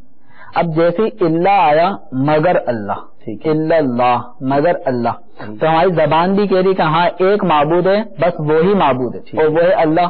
تو جیسے ہماری زبان نے اللہ تعالی کی معبود ہونے کا اظہار کیا تو ہماری انگلی گر گئی۔ انگلی نے بھی گویا اب نفی ختم کی، اس بات میں جھک گئی. ٹھیک. تو اب انگلیاں ہم نے جب اشہد اللہ الہ الا اللہ پڑھیں گے مکمل و اشہد ان محمد رسول رسول، تو الا اللہ کے بعد انگلی صرف یہی نہیں گرانی، ساری انگلیوں کو سیدھا کر لینا ہے، کیونکہ اس کا مقصد کیا تھا، ہمیں ایک نفی کا اشارہ. ٹھیک ہے. وہ اشارے کا وقت گزر گیا، اب انگلیاں واپسی اپنی نارمل. جو یہاں بیٹھے اسلام میں ذرا پریکٹس کر لیتے ہیں، اور ہم کیمرہ مین کو کہتے ہیں کہ ان کی ذرا انگلیوں کو دکھائیں کہ جب اشہد اللہ کہا جائے گا تو لا پر انگلی اٹھانی ہے، اور الا اللہ کا الا جب شروع ہوگا تو واپس اپنی انگلیوں کو ٹھیک کر دینا ہے. تو یہ اتحیات میں جس طرح بیٹھتے ہیں تھوڑا سا پیچھے ہو کے بیٹھ جائیں، ناظرین کے لیے اچھی اچھی نیتیں بھی آپ کر لیں کہ ہمارا انداز دیکھ کر ناظرین سیکھ لیں گے انشاءاللہ. ٹھیک ہے. تو جس طرح اتحیات میں بیٹھتے ہیں اس طرح بیٹھیں، اور انشاءاللہ میں جس طرح کہتا ہوں آپ اپنی انگلیاں اٹھائیں. پریکٹس بھی ہم کر لیتے ہیں، نیت بھی کر لیتے ہیں، اور ناظرین کے لیے بھی آپ بھی گھروں میں چاہیں تو اس پریکٹس کو کر سکتے ہیں اپنے گھر میں. اشہد ان لا الہ الا اللہ، جیسے الا اللہ کہیں گے تو انگلی نیچے بھی ہو جائے گی، اور آپ کی جو پنجہ ہے ہمارا ہاتھ ہے وہ سیدھا بھی ہو جائے گا. میں تھوڑا اوپر بھی کر لیتا ہوں. اشہد ان لا الہ الا اللہ، پھر انگلی آپ دیکھیں گے آپ اسی طرح کرتے جائیں. ٹھیک ہے. اشہد ان لا الہ الا اللہ، جب اس طرح ہم کریں گے تو آپ کی امید ہے کہ اس کو پریکٹس بھی کر لیں تو آئندہ کبھی کنفیوژن نہیں ہوگی. کچھ اور فرمانا چاہیں گے اس بارے میں؟ ٹھیک ہے، کلیئر ہو گیا. آپ چلتے ہیں اگلے سوال کی طرف. نماز میں سجدہ سہو کوئی کر لے اور اس میں وہ بھول جائے تو آخر میں اگر اس کو یاد آیا، یعنی خود بھی سلام پھیر چکا ہے، تو اب سجدہ سہو کر سکتا ہے؟ یعنی کوئی واجب ان کا چھوٹ گیا، سجدہ سہو کرنا اس وقت یاد آیا کہ سجدہ سہو کرنا ہے، جی، لیکن سجدہ سہو کا مقام آیا، یعنی کہ آخری رکعت میں جب یہ اتحیات پڑھ چکے، اتحیات پڑھنے کے بعد اب ان کو چاہیے تھا کہ سیدھی طرف ایک سلام پھیر کے 2 سجدے کرتے ہیں، یہ ہے سجدہ سہو کا مقام. ٹھیک ہے. اب یہ اتحیات کے بعد درود شریف پڑھنا شروع کر دیا، یہاں تک کہ سلام جب پھیرنے لگے یہ سمجھے کہ اب میں نارمل، ٹھیک ہے، کچھ بھی مجھ پہ لازم نہیں تھا، تو یہ سلام پھیرنے لگے اسی وقت یاد آ گیا کہ مجھے تو سجدہ سہو کرنا تھا. تو اب ان نمازی کو اب یہ نہیں کہ دوسرا بھی سلام پھیر دو، ایسا نہیں، ان کو یہ باقاعدہ آپشن حاصل ہے کہ یہ ابھی بھی سجدہ سہو کر سکتے ہیں پہلے سلام کے بعد. ایک سلام اگر پھیر بھی چکے تھے تب بھی ان کو اختیار ہے، بلکہ حکم یہ ہے کہ اب یہ 2 سجدے کریں. ٹھیک ہے. 2 سجدے کر کے یہ ان کا سجدہ سہو ادا ہو گیا. اب اس کے بعد یہ اتحیات پڑھیں، دوبارہ سے اتحیات پڑھیں، درود شریف وغیرہ پڑھیں، اور اب اپنی نماز کو کمپلیٹ کریں. بالفرض اگر کوئی سلام دونوں پھیر چکا، جی جی، اب یاد آیا تو وہ کیا کریں، تو وہ بھی نہ گھبرائے، وہ ڈائریکٹ 2 سجدے کر لے. اچھا، دونوں سلام پھیرنے کے بعد اب وہ 2 سجدے کر لے. 2 سجدے کرنے کے بعد پھر وہ اٹھے، اتحیات پڑھے، درود شریف و دعا پڑھ کے اپنی نماز کو کمپلیٹ کر ہو جائے گی نماز. اگر یہ نمازی ایسا نہیں کرتا جو ابھی بتایا، جی جی، بس یہ کہتا اب جو سجدہ سہو تو چھٹی گیا، اب کیا کروں، اب یہ باتوں میں لگ جاتا ہے، یہ کر لیتا ہے، موبائل فون استعمال کر کچھ بھی ایسا کام کر لیتا ہے جس سے نماز ٹوٹ جائے، تو اس صورت میں اب چونکہ سجدہ سہو واجب تھا، اور سجدہ سہو واجب ہونے کی صورت میں اگر کسی نے ادا نہیں کیا تو نماز ہو گئی ناقص. ٹھیک ہے. اس نماز کا نقص اب دوبارہ سے نماز پڑھ کر ہی دور ہوگا، دوبارہ نماز پڑھنی پڑے گی، واجب الیادہ. لانڈھی سے ہمارے اسلامی بھائی تھے، آپ نے ایک انگلی اٹھنے کا سوال پوچھا، وہ آپ کو بتا دیا. وہاں عادت ایک سوال تھا، وہ محمد احسان بھائی آپ انگلی لگا کر بتائیں وہ ناک کی ہڈی کون سی ہے؟ شروع میں نے لگائی تھی، جی جی، وہ ناک کی نوک پہ لگائی. ٹھیک ہے. کہ ناک کی نوک جو ہے نا، جو منہ ہوتی ہے، یہ نہیں، یہ لگانا کافی نہیں ہے. سخت ہڈی جو یہ نرم حصہ ختم ہو کے پھر سخت حصہ شروع ہو جاتا ہے درمیان میں، جی جی، اس کا لگنا ضروری ہے. امید ہے کہ کلیئر ہو گیا ہوگا. لانڈی سے خالد اتاری بھائی، آپ نے جو دوسرا سوال کیا تھا کہ سجدے میں بیٹھنے میں آپ نے بتایا کہ سیدھا پاؤں کھڑا رکھیں گے، الٹے پاؤں پہ بیٹھیں گے، کچھ لوگ دونوں پاؤں کے اوپر پاؤں رکھ کے بیٹھ جاتے ہیں، تو کیا اس میں کوئی پرابلم ہے؟ قاعدے میں جو قاعدہ آخرہ یا قاعدہ اولا میں، تو اس میں سنت جو طریقہ دکھایا بھی گیا اور بتایا بھی گیا یہ ہے سنت. اور اگر کوئی اس کے برخلاف جیسے پاؤں پہ پاؤں رکھ کر پھر سے بیٹھ جاتے ہیں، عام طور پہ طریقہ بچوں کے بیٹھنے کا ہوتا ہے، جی جی، تو یہ اسٹائل اگر کوئی نماز میں اختیار کرتا ہے تو ترک سنت ہوگی، سنت کے خلاف کرے گا، نماز میں کراہت پیدا ہوگی، تو ایسا کرنا نہیں چاہیے کہ نماز ہو جائے گی. ٹھیک ہے. کچھ اسکائپ کے میسیجز بھی لے لیتے ہیں. ملاوی سے ہمارے راشد بھائی کا میسج ہے. سلام، وعلیکم السلام. اگر کہیں سجدہ کی جگہ نہ ملے تو کس طرح سجدہ کریں گے؟ یعنی سجدے کی جگہ نہیں مل رہی، شاید یہ کہنا چاہ رہے ہیں کہ بڑا رش ہوگا، آگے پیچھے لوگ ہوں گے، تو کس طرح سجدہ کریں؟ یا زمین پر ایسی پوزیشن نہیں ہے، کہیں سفر میں ہے اور کوئی پانی وانی ہوگا، دونوں صورتیں. راشد بھائی آپ نے زیادہ ڈیفائن تو نہیں کیا، میں آپ کی طرف سے کچھ اضافہ کر دیتا ہوں. تو کیا ہوگا؟ اس میں یہ ہے، اب کتابوں میں ایک طریقہ لکھا ہے جیسے مسجد میں بہت زیادہ رش ہو گیا، مسجد چھوٹی پڑ گئی، نمازی بکثرت ہو گئے اور سب کو نماز میں شریک ہونا ہے، پڑھنا ہے، تو اس صورت میں وہ سجدہ کیسے کریں؟ تو ایک طریقہ یہ ہے کہ وہ ایک دوسرے کی کمر پہ سجدہ کر لیں، یعنی صف بنی ہوگی، پچھلی صف والے اگلی صف والوں کی کمر پہ سجدہ کریں، اس سے پیچھے والے ان کی کمر پہ سجدہ، یعنی اپنی پیشانی ان کی کمر پہ رکھ دیں۔ تو ایک طریقہ تو یہ ہے، لیکن ابھی تک اس پہ پریکٹیکل کہیں دیکھا نہیں گیا، کیونکہ عام طور مساجد وسیع ہوتی ہیں، نمازی بس ایک بدقسمت یہ کہ کم ہوتے ہیں۔ جی راشد بھائی، آپ اس سوال کو زیادہ اگر ڈیفائن کر کے بتائیں گے تو انشاءاللہ ہم جواب لے لیں گے۔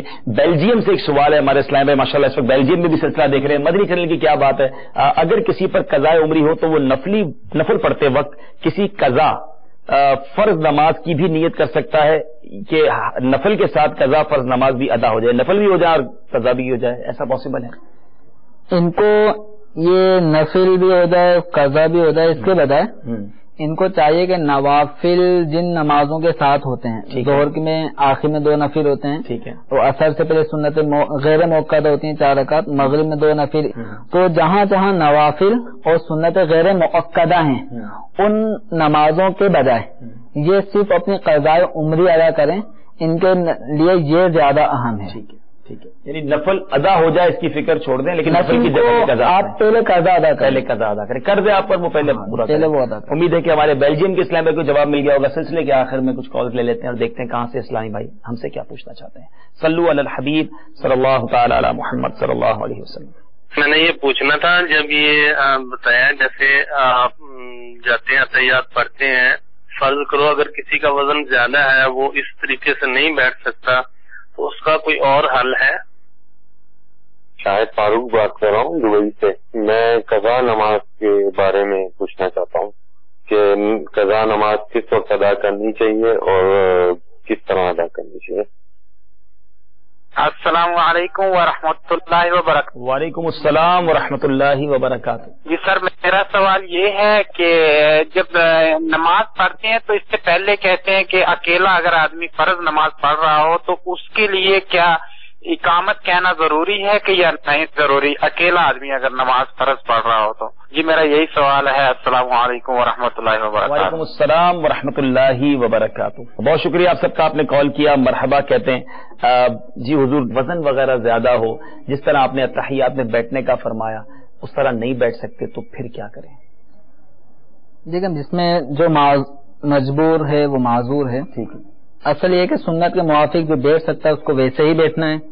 جب شریعت مطہرہ نے عذر کی بنا پہ واقعتاً عذر کی بنا پہ قیام ساکت کر دیا، سجدہ ساکت کر دیا، تو یعنی فرائض ساکت ہو رہے ہیں تو سنتیں بھی ساکت ہو سکتی ہیں۔ تو اگر یہ سنت کے موافق اگر کوئی ایسا آدمی جو وزن دار ہو اگر وہ نہیں بیٹھ سکتا تو جس طرح اسے آسانی ہو بیٹھنے کی اس طرح بیٹھ سکتا ہے۔ ایسے ایک بات عرض کرتا چلوں گا، ہمارے اسلام میں بعض اوقات ہم انڈر اسٹیمیٹ کر لیتے ہیں اپنے آپ کو کہ یہ سمجھ لیتے ہیں کہ میں نہیں بیٹھ سکتا، لیکن پریکٹس میکس پرفیکٹ۔ آپ تھوڑی کوشش کریں گے، شروع میں تکلیف ہوگی اور آہستہ آہستہ عادت بن جائے گی تو یہ احساس کمتری بھی ختم ہو جائے گا، اور واقعی ایسا ہے کہ نہیں بیٹھ سکتے جس طرح ہمیں رہنمائی ملی، امید ہے کہ کلیئر ہو گیا ہوگا۔ ہمارے فاروق بھائی تھے دبئی سے، قضا نماز کا طریقہ کیا ہے اور وہ کس وقت پڑھنی چاہیے؟ قضا نماز کی تفصیل جاننے کے لیے امیر اہل سنت دامت برکاتہ علی کا رسالہ قضا نمازوں کا طریقہ اگر یہ پڑھ لیں تو انشاءاللہ اس میں تفصیل ان کو ڈیٹیل مل جائے گی۔ بھائی کہ قضا عمری کس ٹائم پڑھیں کس ٹائم نہ پڑھیں، تو 3 اوقات ایسے ہیں جن اوقات میں نماز کوئی سی بھی پڑھنا جائز نہیں ہے۔ ایک سورج نکلنے کے بعد سے 20 منٹ تک کا وقت، اور دوسرا ظاہر کبرا جب سورج سر پہ ہوتا ہے ظہر سے پہلے کا وقت، اور تیسرا وقت ہے غروب آفتاب سے پہلے کے 20 منٹ، مغرب کا وقت، مغرب سے پہلے۔ تو یہ 3 اوقات ایسے ہیں، ان اوقات میں قضاء عمری کی اجازت نہیں ہے۔ ٹھیک ہے، ان کے علاوہ کسی بھی وقت میں وہ ایک ٹائم نکال لے، کوئی نمازی جس کے اوپر قضاء عمری ہے وہ اپنا 1 گھنٹے یا 2 گھنٹے یا ہر نماز کے اندر جو سنت غیر موقعہ ہیں یا نوافل ہیں ان میں وہ قضاء عمری کا اپنا معمول بنا دیتا ہے، پڑھتا رہے، اور اس طرح انشاءاللہ جب معمول کے مطابق پڑھتا رہے گا تو ایک وقت ایسا آئے گا کہ اس کے ذمہ جو قضاء عمری ہیں ہزاروں نمازیں وہ انشاءاللہ بآسانی ادا کر جائے گا، کر لے گا۔ اس کی تھوڑی کیلکولیشن کرنی پڑے گی فاروق بھائی کہ کتنی نمازیں قضا ہوئی ہیں، اور پھر یہ بھی بتا دیجیے اس میں نوافل تو نہیں پڑھنے ہوں گے، سنت قضاء عمری میں صرف اور صرف فرض ادا کرنے ہیں اور وتر فرض اور وتر ادا. سنتیں یا نوافل یہ نہیں پڑھنے ہوتے، صرف قضاء عمری میں فرائض اور وتر ادا کرنے ہوتے ہیں. تو یہ ٹوٹل اگر ہم فرائض اور وتر کو شمار کریں تو 20 رکعتیں بنتی ہیں. ایک دن کی 20 رکعتیں. ایک دن کی 20 رکعتیں اسی حساب سے کیلکولیٹ کر لیں اور پھر پڑھتے چلے جائیں. اور بڑی اچھی رہنمائی کی کہ اس کی مزید تفصیل امیر علیہ سنت کی بڑی پیاری کتاب ہے، اگر دیدار بھی کرا دیں، نماز کے احکام. یہ کتاب ایک انسائکلوپیڈیا ہے. نماز کے فرائض کے بارے میں ہم نے سنا، تحیات میں کیسے بیٹھنا ہے، سجدے کی ہڈی کس طرح لگانی ہے، انگلی کس طرح اٹھانی ہے، بہت سارے آپ نے سوالات کیے. تقریباً سوالات کے جوابات اس میں موجود ہیں اور قضا نمازوں پر باقاعدہ ایک پورا باب ہے. تو تمام اسلام میں ضرور اس کتاب کو حاصل کریں. کسی قریبی مکتبۃ المدینہ سے بھی حاصل کر سکتے ہیں. دعوت اسلامی کی ویب سائٹ dawatIslami.net پر آپ ڈاؤن لوڈ بھی کر سکتے ہیں. اور سب سے اچھی بات یہ ہے کہ اس کتاب کے کئی زبانوں میں ٹرانسلیشن بھی ہو چکے ہیں. جی ہاں، انگلش میں بھی ٹرانسلیشن اس کا موجود ہے. لاز آف صلاح فارسی زبان میں بھی اس کا ٹرانسلیٹ ہو چکا ہے، عربی میں بھی ٹرانسلیٹ ہو چکا ہے. تو ویب سائٹ دعوت اسلامی کا ایک خزانہ ہے، جائیے اور وہاں سے جو کتاب چاہیے الحمدللہ مل جاتی ہے اور وہاں سے ڈاؤن لوڈ آپ کر سکتے ہیں. ایک اسلام بھائی کا سوال یہ ہے کہ اکیلے میں نماز پڑھیں گے فرض نماز میں، تو کیا اس میں اقامت پڑھنی چاہیے؟ اس کے لیے بھی استحباب ہے کہ اکیلا آدمی بھی اقامت کہے تو مستحب ہے، نہ کہے تو ضروری نہیں. ٹھیک ہے، بہت شکریہ. بہت سارے اسلام بھائی نے ہمیں کالز کی، آپ نے میسیجز بھیجے، کئی میسیجز رہ گئے، کئی کالز بھی ہو سکتا ہے رہ گئی ہوں. انشاءاللہ اگلے سلسلے میں آپ کے سوالات ہوں گے، دارالفتہ اہل سنت کے جوابات ہوں گے. اللہ تعالیٰ سے دعا ہے شرعی تقاضوں کے مطابق جیسی نماز پڑھنے کا حکم ہے ایسی نماز پڑھنا ہمیں نصیب فرمائے، نماز کی برکت عطا فرمائے. اگر دنیا بھر میں کہیں ہم سے ایسے ناظرین ہمارے ساتھ موجود ہیں جو نماز نہیں پڑھتے، دیکھیں نماز فرض ہے، نماز دین کا ستون ہے، نماز اللہ عز و جل کی خوشنودی کا سبب ہے.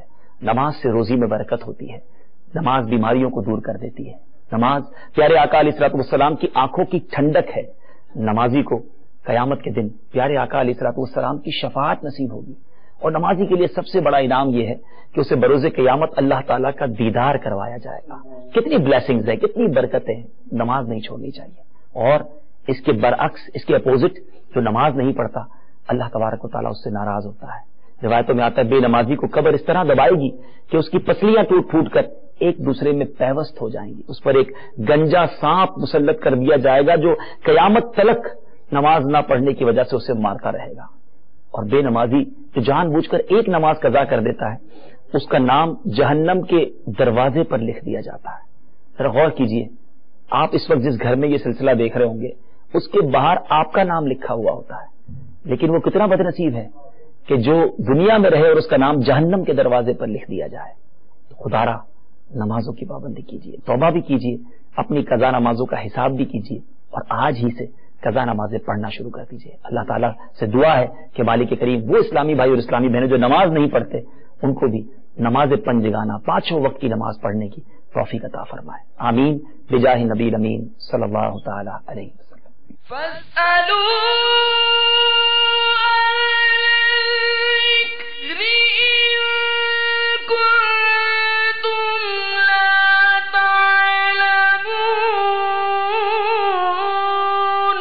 تو اے لوگو علم والوں سے پوچھو اگر تمہیں علم نہ ہو. صلوا علی الحبیب صلی اللہ علی محمد. Please send us your views and ideas regarding the program which you have just viewed to the following email address feedback@madanichannel.tv or text to the following numbers 030126127176 and 0312492139. صلوا علی الحبیب صلی اللہ علی محمد صلی اللہ علیہ وسلم.